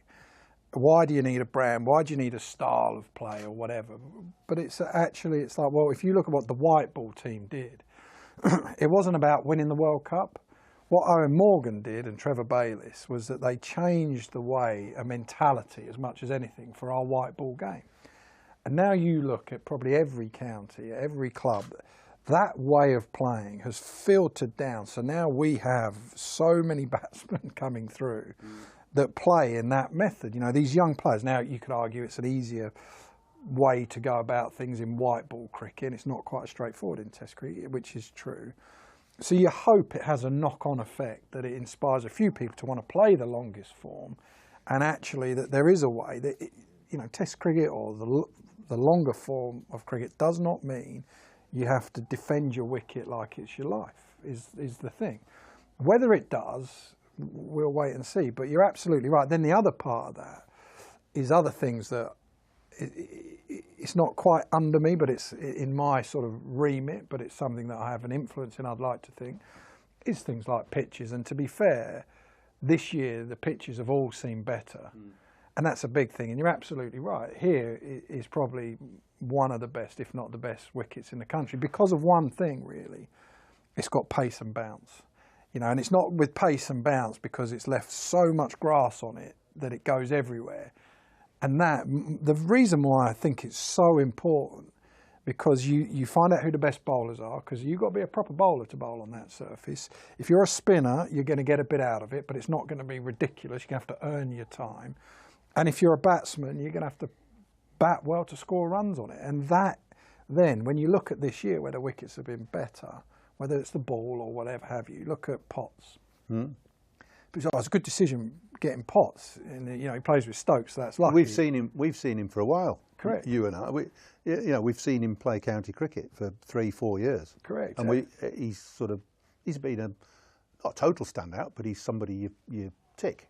But also, because he's done it at a time when it's really tough to be a bowler, this year when no one else was getting wickets, he's learned. All that means is you know, to be successful, you have to be more accurate. You have to do something with the ball, you know, and then it's an easy selection because he's getting 7-footers, and we've seen him, and Mo Bobat, who's the performance director, has seen him from under-19 cricket. So there's this whole pathway in place, and then because he's played in the right conditions, his game leaps forward. And it's the same. There's been so many players like that. I mean, we picked the white ball squads. You got, I mean, like Gleeson.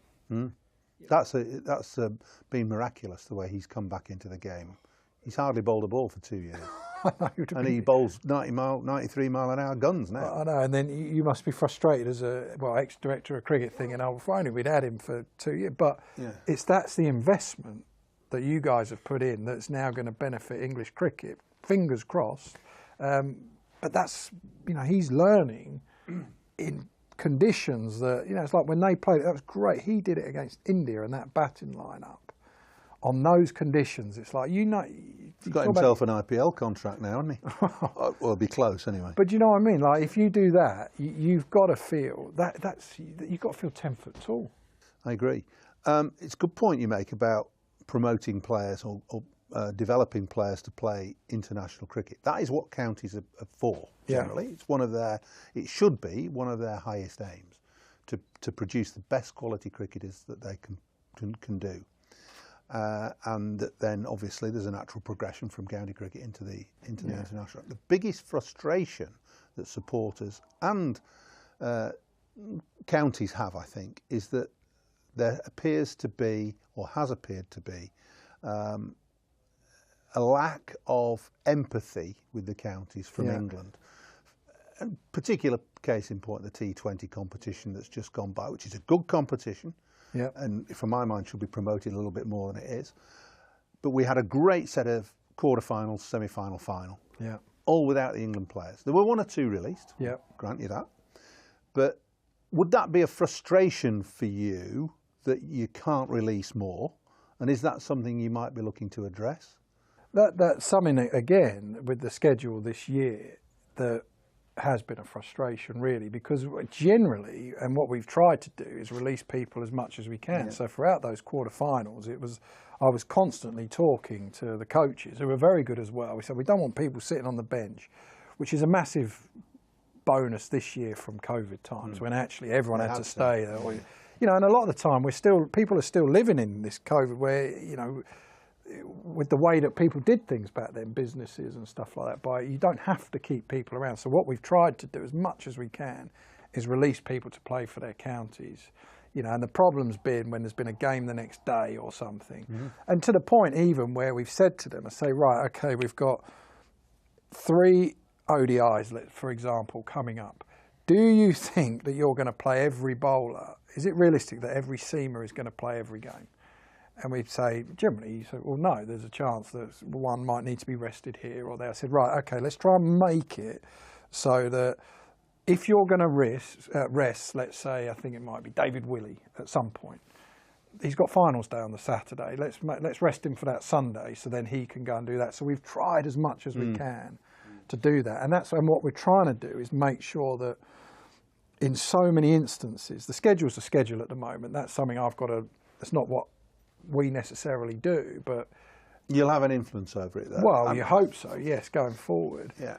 And this year's been particularly tough because we had that India test match that was a make-up test from this one. We've got to go to Holland because we didn't go during COVID time. So you hope that we can get that better in the future. But generally, you know, we sort of have tried as much as we can. And what we want to do, actually, and we're trying to do, is when we have the conversations about the various players, whether it's centrally contracted ones, which Lancashire have a lot, what we're trying to do is actually work with the counties. So actually to sit round together with Chile, Chappie, the S&Cs, the physios, the people on our side, and actually say, well, what do we all think is best for this player? You know, what do we all think is best for Joss Butler or whoever, Liam Livingstone, whoever it is, and then come up with something that works so that we can give some ownership back to the counties to say, you know, you guys, you producing these players, keep going with it. How can we help rather than us telling you what to do all the time?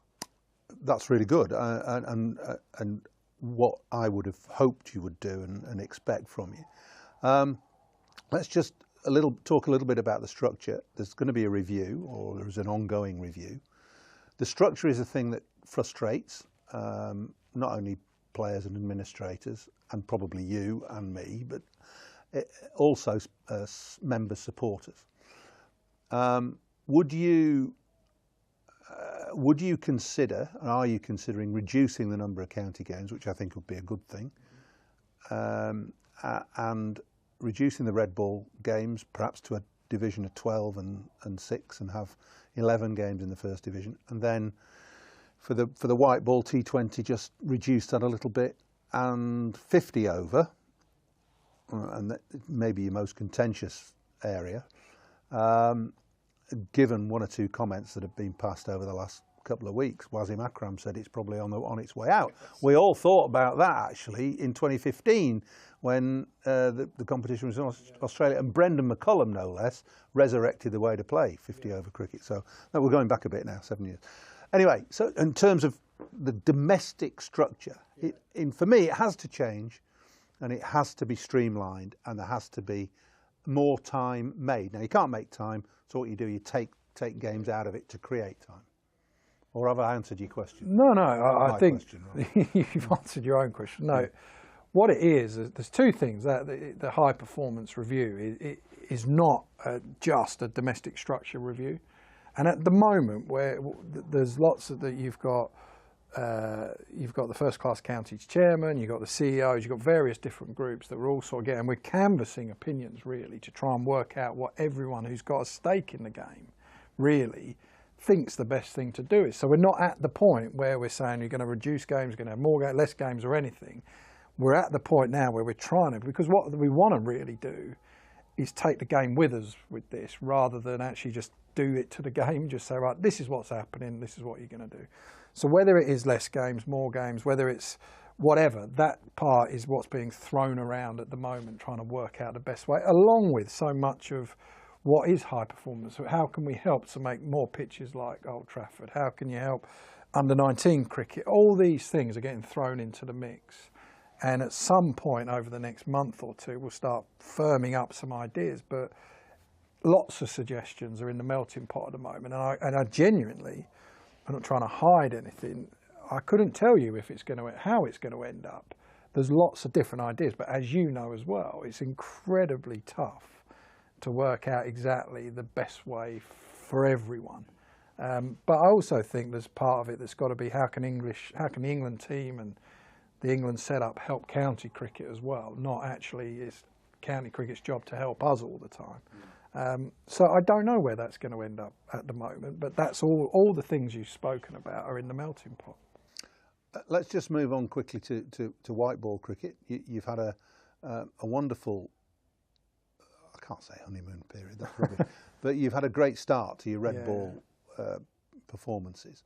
White ball's been difficult and is probably destined to get a little bit more difficult before it gets better, because you've got new personnel in Matthew Mott's come in, he's lost his captain, you've lost your talismanic all-rounder in Ben Stokes. Yeah. So it's an interesting one for you, because you were obviously charged, or you thought that red ball cricket would be the easy one, and the white ball will just take care of itself. Ain't working that way at the moment, is it? No, but the one thing I would say about that is that one, I didn't know that Owen Morgan was going to, but Morgan's never gave me a guarantee that he was going to do it. And I always felt that he would do what he felt was right, not for him, for English cricket actually. So, you know, Joss has come in, who I think is an outstanding captain, and from dealing with him, he's been fantastic. They've just played against a very, very good side in India, where the ball did actually more than they were expecting. You know, the injuries to our bowlers hasn't hit us in Test cricket at all, because we've got Anderson Broad and then Potts has come about, so we've not really felt it at all. And we felt it a bit more in white ball cricket, and the batsmen haven't quite been at their best. And a lot of that could be down, the pitch at the Oval had a bit more in it, all those things, you know, there's probably lots of different factors. But when I look at teams, what concerns me more is when you don't have the resource, i.e. you don't have the cattle, you don't have the players. But I look at our batting lineup at Bairstow, you know, you've got Bairstow, Roy, Joe Root, whoever these people are, Joss Butler, Liam Livingstone, Salt. There's all these guys. You've got Brooke knocking around. You've got so many to choose from. They'll find form at some point. So I'm quite pleased. I'd much rather we'd played against like a team like that Indian team. And we'd have seen the Gleesons and the people, and Chris Jordan bowled well, Topley bowled well. We started to find out about people properly against a good side, rather than playing someone or a team that were nowhere near as good as us, and we just blitzed through them and we wouldn't learn anything. So I've been quite pleased actually that we're in this period of play. And I also think, you know, people forget, you know, Joss, Matthew Mott, you're quite right. It's going to take them a little bit of time to make it their team and find their rhythm. People forget, you know, Morg's captain England in the World Cup in 2015 as well, and it took him a little while to find his voice and the way that he wanted people to go about it. I think Joss will find that quickly, and it won't take long before they start taking it to another level. There's two seriously good people there with Joss and Matthew Mott.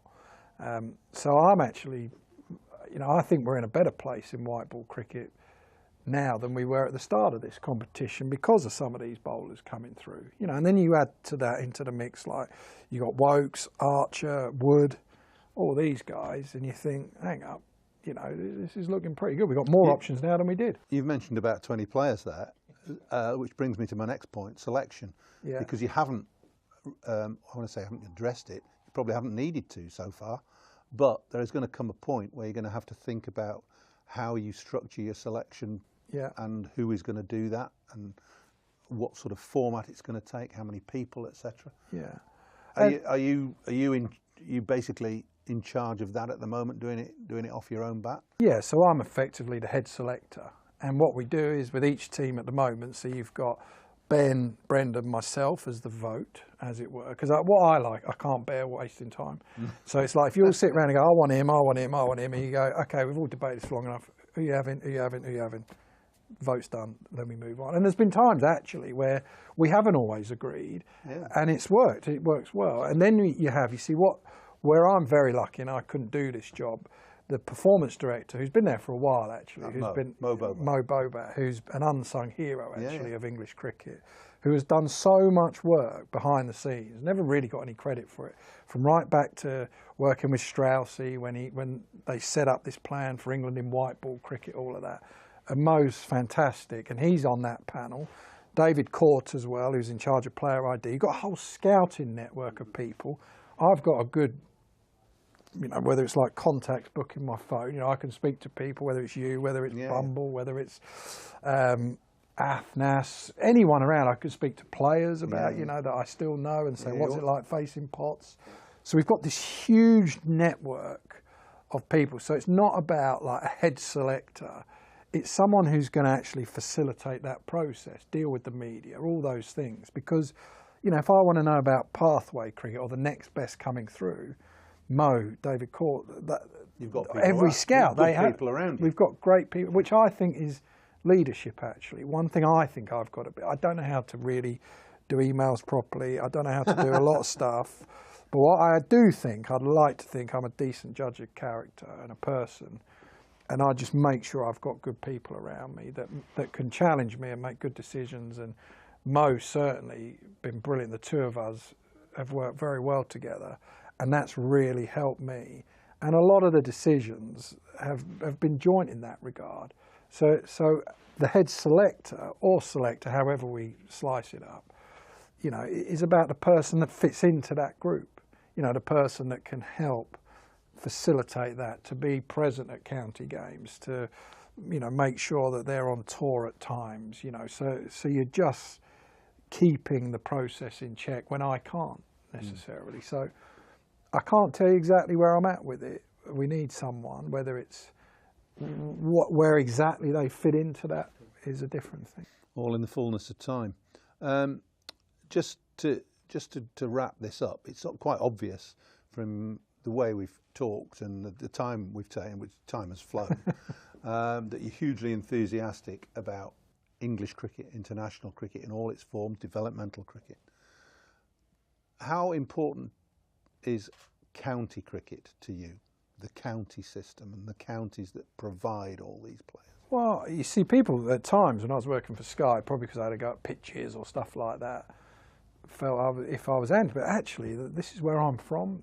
I know more about, I'm got more of an affiliation to county cricket than a lot of people. I didn't play a huge amount of international cricket, but I also see the potential for county cricket. When I got into this job, and people, I said, I remember people asking me about, well, will you be able to do this? Will you be able to do that? I said, I've got a downer on English cricket like a lot. It seems like a lot of people. I'm so optimistic about things. I look at the players that are coming through the county system. As I said, there's so many good players coming through. I think it's hugely important, because without that, you haven't got an England team really. So I'm incredibly optimistic, incredibly positive about county cricket and what it can provide. Well, I think after this chat, there'll be an awful lot of people in the cricketing world hoping that you'll do as much as you can to safeguard the county cricket structure. Well, the structure will change, but the county cricket players. Yeah, absolutely. I think that generally, we're that close in English cricket to having everything, to being really good at Test cricket, to being really good at white ball cricket as well. And we're not far away. A little change of mentality here and there, and we're getting one step closer. And there's going to be a real rocky road ahead at times, I'd imagine, with this England team. And it's not always going to be where they're winning and stuff like that. But as long as we keep that mentality right throughout English cricket, I think we've got a good chance. Rob, thanks very much. You've started brilliantly as Managing Director of Men's Cricket. Let's hope it continues for many, many years to come. Thanks for being here at Emirates Old Trafford. Cheers, Will.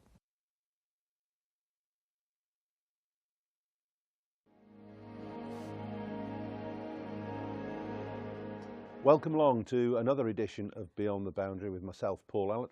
And today I'm delighted to have the greatest left-arm quick bowler in the history of the game alongside me. Played for Lancashire for 10 years, has become an adopted Lancashirian and had a wonderful international career with Pakistan. Wasim Akram, welcome along. Thank you, Alt. Welcome back to Emirates Old Trafford. Does it still feel a little bit special when you come back Of course it does. Manchester? When I was parking my car, so a lot of memories came rushing back. The playing days, obviously the ground has changed a lot for better. But yeah, every time I come here, last time I was there about 3 years ago, when there was a COVID test, so we were in a bubble in the hotel. Yeah. But over and all, playing for Lancashire has been the highlight of my cricketing career. You know, I'm writing my book, it's almost ready, it'll be out in November. Okay. So a lot of positive stuff of Lancashire. For me, playing for Pakistan and coming to Lancashire was like a little oasis. Everything was comfortable, you guys just played cricket. And we had 3 senior players, Paul Allett, Michael Watkinson, and Graham Fowler. They used to make fun of all the junior players. Haha. It was a tough school at times, I agree. It was. But it's great that you hold Lancashire in such reverence and such esteem. But tell us a little bit about how you came to come to Lancashire in the first place, because you were a very raw international cricketer in the late 80s and 88. Yeah. You hadn't much experience of Western culture. None. I don't think you had much experience of playing over here at all, had you? Not at all. I think in '86, the great Imran sent me to play league cricket up north in Durham. Okay. I played for a club called Burnup Field. Yes.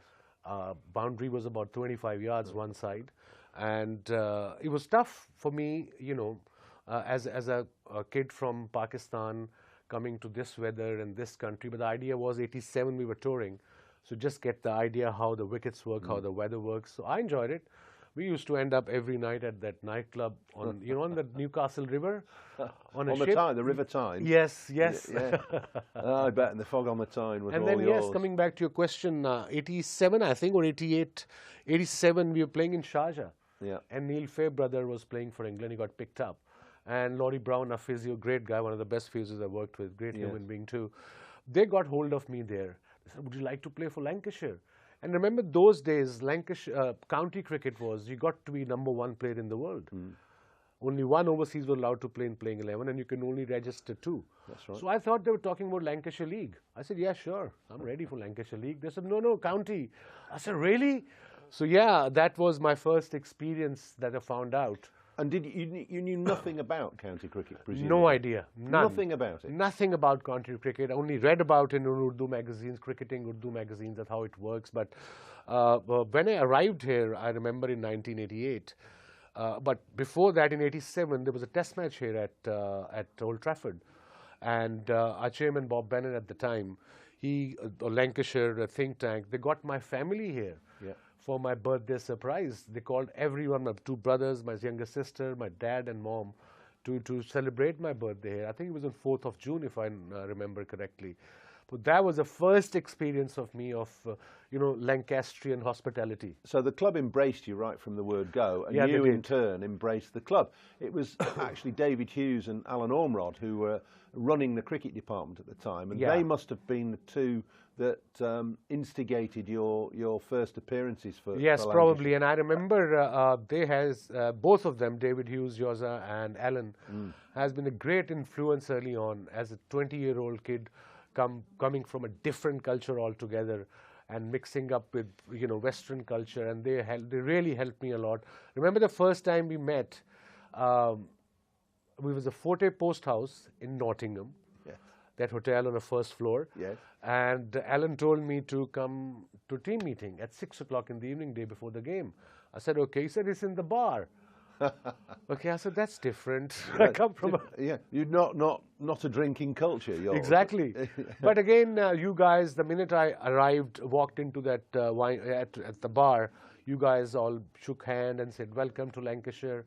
So that gave me a bit of confidence. And remember, the next day there was a game against Nottingham, and I was sitting in the corner right somewhere, because huge seniors, I think, I don't know if it still happens or not, the senior players, they have their certain spots in each dressing room, and they go and sit there.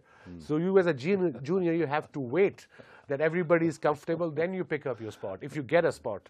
I remember wandering into a dressing room and somebody, it probably wasn't you, was sitting in where I normally change. I said, listen, Yeah. I've been changing I think there it for was 15 me. years. I think it was me. Well, I would let you off. But that's a good culture, though. Yeah, I suppose it is in a way, although it might be a bit outmoded now. Yeah, now probably. Now then, your rise and appearance in cricket was quite extraordinary because you played very little first-class cricket, if any, in Pakistan. None. And you turned up and bowled at the nets.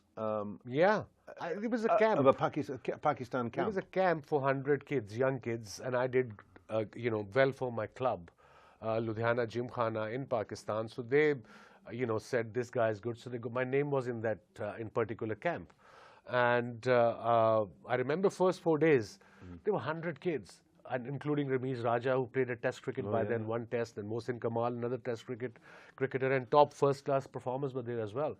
So nobody gave me the cricket ball to bowl, so I got a bit down, depressed. So I went back to my captain in the club, Sadiq Khan. I said, look, there's no point in me going. I've been standing there for 4 days. He said, no, you go tomorrow. I'll have a word with the camp commandant, and he'll give you the ball. So the next day, 3 or 4 batters to go. He gave me the old ball. I impressed him for some odd reason. Agha Saadat Ali, another late Test cricketer. And then the next day, he gave me the new cherry. And you see, I used to bowl big in-swingers then.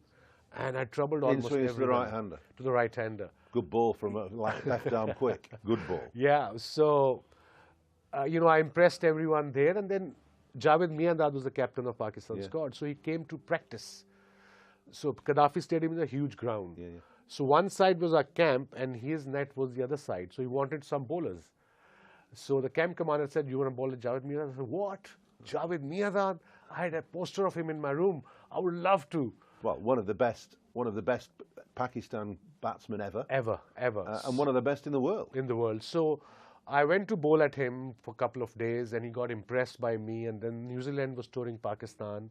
And suddenly my name came in to play against New Zealand team, first 3-day game, President 11 versus the New Zealand side in Rawalpindi.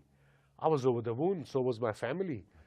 Javed Miandad, Sarfaraz Nawaz, Tahir Nakash, all these tests, Ramiz Raja, Salim Malik, all these guys were in the squad. And Javed dropped, I think, Tahir Nakash or Sarfaraz to have me in playing 11. That was my first-class game.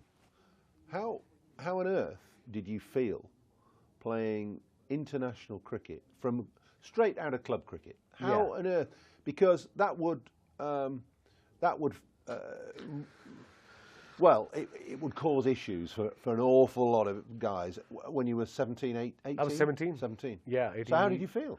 I think probably too young to even bother about it. I was too young to even bother about it. Absolutely spot on. It was blessing in disguise. I didn't know probably half the team of New Zealand. I knew Martin Crowe, Jeff Crowe, Jeff Harwood, John Reid, Jeremy Coney, the big names there, cricketing. And they were a good team. Great team at the time. Yeah. So I got 7 for 50 in first innings. I don't know how. And second inning, 2 for 50. I was just running in and ball, and I didn't know at the reverse swing at the time, but it was just happening. I know how. How? Because you're a good bowler. Were you quick? And presumably you were raw then, as you say. Raw. You say I don't know how, but you did swing the ball. You swung the new ball, and you had this very quick arm. Pindi wicket was like a road. You know how Pakistani flat, no bounce, flat, no grass, no bounce. But I've got, I think before lunch I got John Wright caught in second slip. And then from there onwards, just everybody walked in, I would just start bowling full, and everybody was getting leg before bowled. So yeah, I think I was too young and naive. It was blessing in disguise that I didn't know who the players were. And you didn't have time to worry about it, no. Presumably. So what about your development then? Because you're set into the world stage straight away. Yeah. And you've got this natural, raw talent. Were you allowed just to carry on doing that? Or was there some pressure on you to change what you were doing?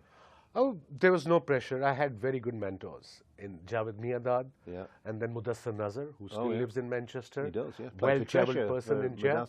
Well-travelled, who also helped me off the field. And then that was on New Zealand tour. And then Imran was joining us. He was playing for New South Wales.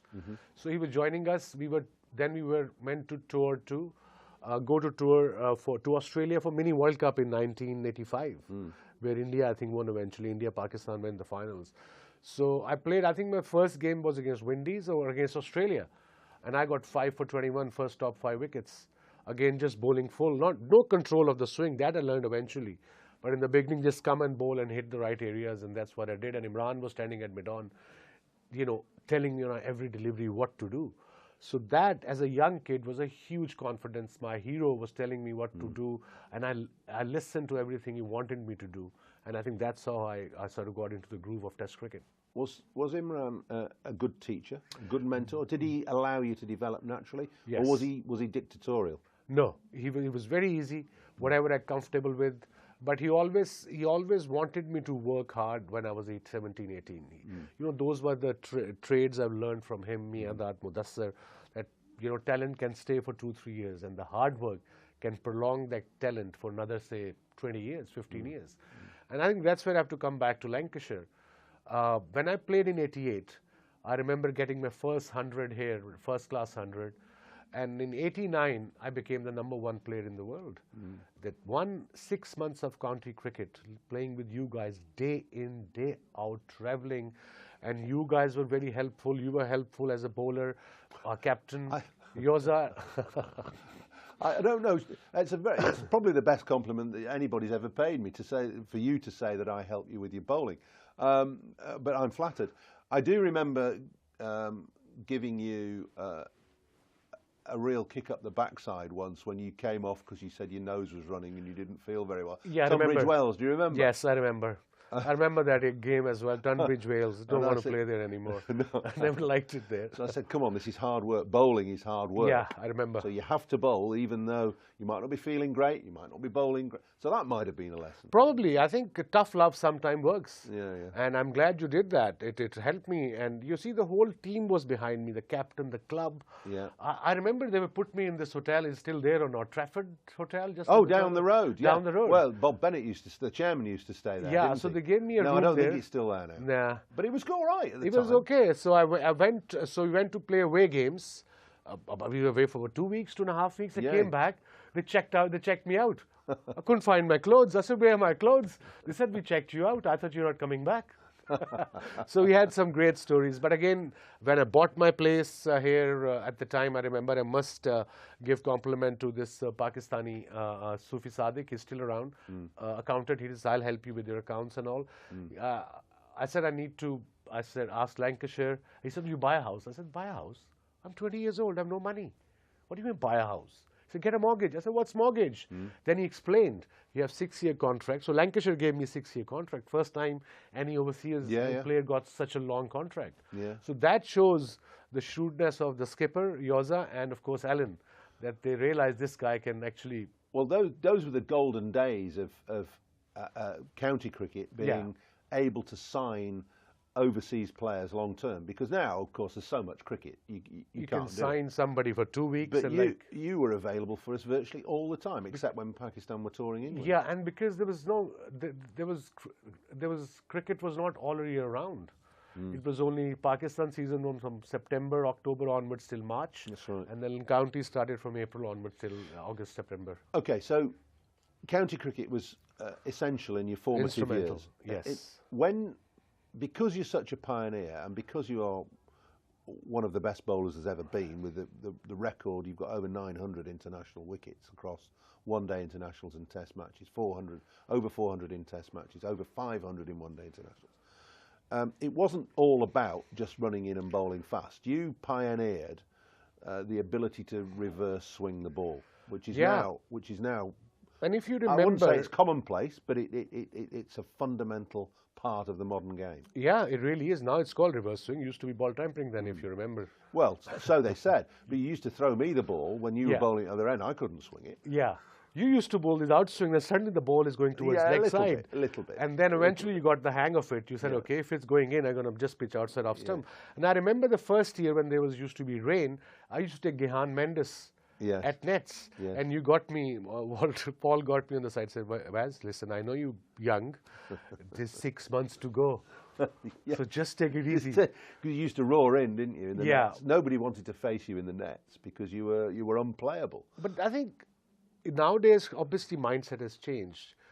The more you bowl, a lot of youngsters ask me, how should I increase my pace? What to do? It's a very simple answer. The more you bowl, the quicker you'll become, because your bowling muscle gets strong. And bowling muscle is not just one particular muscle, it's everything in your body. And I think nowadays you bowl 6 deliveries, 8 deliveries, and say 12 deliveries, say, okay, I'm done. Okay, thank you very much. So probably cricket is too much, but mindset has changed over the years, sure. But reverse swing didn't just happen.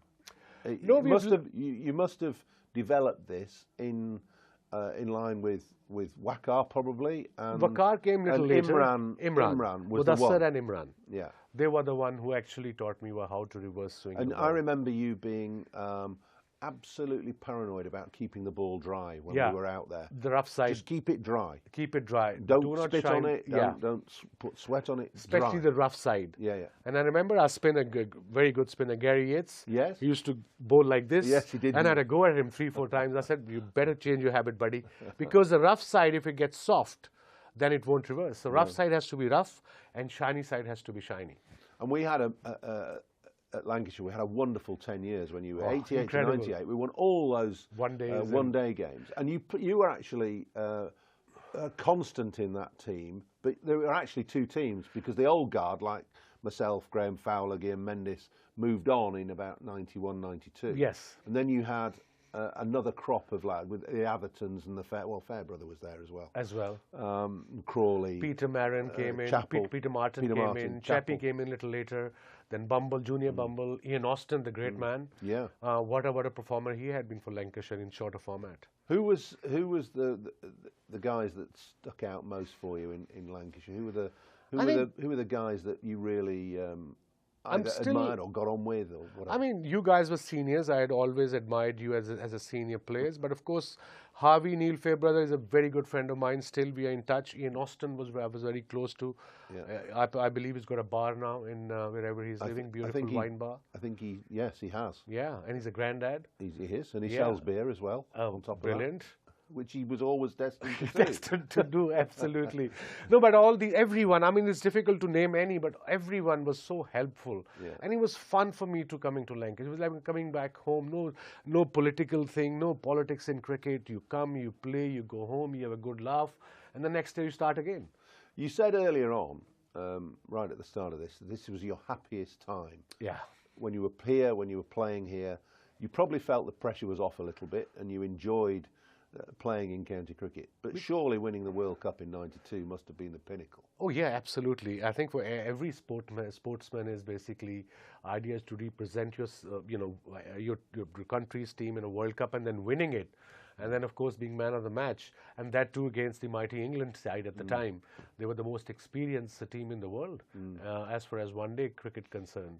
But yeah, that was one of the best moments, in fact, the best moment of my life. What did it feel like? Because there was this aura about you. I remember standing next to Warren Hegg at slip. Warren was I forgot Chucky's name. Yeah, Warren keeping wicket to you, and he must have been one of the best keepers you ever bowled. Absolutely. I can't remember him dropping a catch off you. No, and very rare. You bowled 90 miles an hour and swung it and hooped it round. He was corners. one of the best keepers, I think, who kept on my bowling. He was phenomenal and a great guy as well off the field. Yeah, still, he's very helpful, very easygoing, hard worker. But getting back to you, you had this aura about you, and I know, standing at slip 20 yards back, watching you run in, there was a fear and a trepidation in the batsman facing you because they didn't know whether you were going to hit them on the toe or on the nose. On the nose. I think that's what I've learned in county cricket. That's why the experience matters. Playing under different condition matters, and every ground is different in England. Weather is always nice. It's not, I mean, if it's 26 degrees in England, you say it's a heat wave. No, it's not. Heat wave is in Pakistan. Right now it's 41 degrees. Yeah. So that also helped. And remember, we used to have a playing deck as well. And the next deck, next to pitch, each side used to be dry as well without the grass. That boys can throw one bounce as well because the reverse swing. So that helped a lot as well. I think even in my book is coming out in November, the Lancashire stories are quite funny and memorable and happy times. Brian Lara, Ricky Ponting, and Viv Richards have all gone on record to say that you were the best bowler they ever faced. Wow. That's pretty serious. That's huge, coming from the greats of the game. Yeah. And I think it was because of my quick arm action, maybe. And you my were run very difficult to pick up. Yeah. You had this scampering run. And I learned, quick run. And I learned things as well. I was the only left-hander who went around the wicket, if you remember. Well, you started this. Yeah, I started this trend. You did. And I used to run. From behind the umpire. I said, why not? And then leap out. Yeah, nowadays I see bowlers, even T20 format, they're getting hammered every ball. They don't change anything. No. So as a bowler, what's my job is to create a doubt in batsman's mind. If things are not going well, just have your run up diagonal. Just bowl the same delivery you want to, but do something different. But you were capable of bowling round the wicket and swinging the ball away from the right hand. Yeah. Very difficult thing to do as a left-arm bowler. I think both of these guys. Yeah, I mean, nowadays, Shaheen Afridi, yes, and then Mitchell Starc, yes, Trent Bolt. Yes, yes. These you were guys the are very pioneer. good. Yeah, I started bowling around the wicket, different angle altogether. And as a right-hander batsman, if I'm bowling around the wicket, if you're batting, you have to, with the angle, you think ball's going to come in. Yeah. And if it just goes across a bit, every chance to take an edge. Whilst we could talk for hours, and hopefully you'll come back and we'll do part 2 of this Sure. at some point. But Sure. just before we go, I talked about the batters who said you were the best. Who was the hardest batsman to bowl at? You see, I played against great Viv Richards, Brian Lara, Sachin Tendulkar, Alan Border, Graham Gooch, Mike Gatting, Alex Stewart. These are the big names. But I think one of the best was who played against me and Vakar against reverse swing was Martin Crowe. He always played us on a front foot. At 93 series, he got 200s out of 3 test matches. Pakistan won 3-0. I got 16 wickets in 2 games. I got injured. Vakar got 30 wickets in 3 test matches. And he got 200s. And I think in England, who really played both of us well with the new ball was Alex Stewart. Because he realized I have to attack. I can't just block and wait for the semi-new ball. By the time it'll be too late. So yeah, he was also quite difficult, especially. And in one-day cricket, I suppose Brian Lara and all these guys were there, but Gilchrist was the most difficult, especially when there were no bounces. Waz, it's been fantastic to talk to you, and I hope that you'll come back and talk to us again. You're going to keep coming back to Emirates Old Trafford? And Absolutely, any time. I mean, I'm 20 minutes away. Every summer I'm here for a month and a half with my family. My boys are 23 and 21, 24 and 21. They were born here in Wythenshawe Hospital. So they love coming here. They have a lot of memories of their mother as well. So yeah, love coming back, enjoying the weather, enjoying my little town, little Altrincham town. Just walk around, Dunham Massey. Just love it. Beautiful. Well, we love having you back. Thank you very much. Thank you for everything that you've done for Lancashire, and keep coming back. Absolutely. Thanks a lot. Thank you.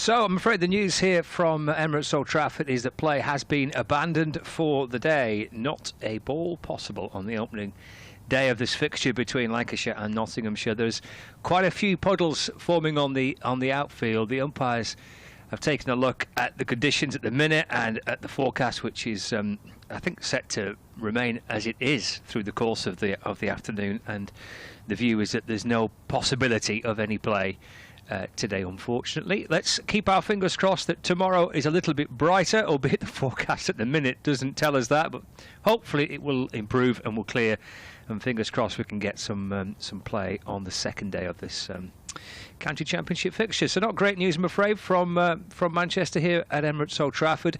We'll be back with you tomorrow from about 10:25 on Lancs TV. Fingers crossed we'll get the game underway at some stage tomorrow, but the opening day between Lancashire and Nottinghamshire has been abandoned without a ball being bowled.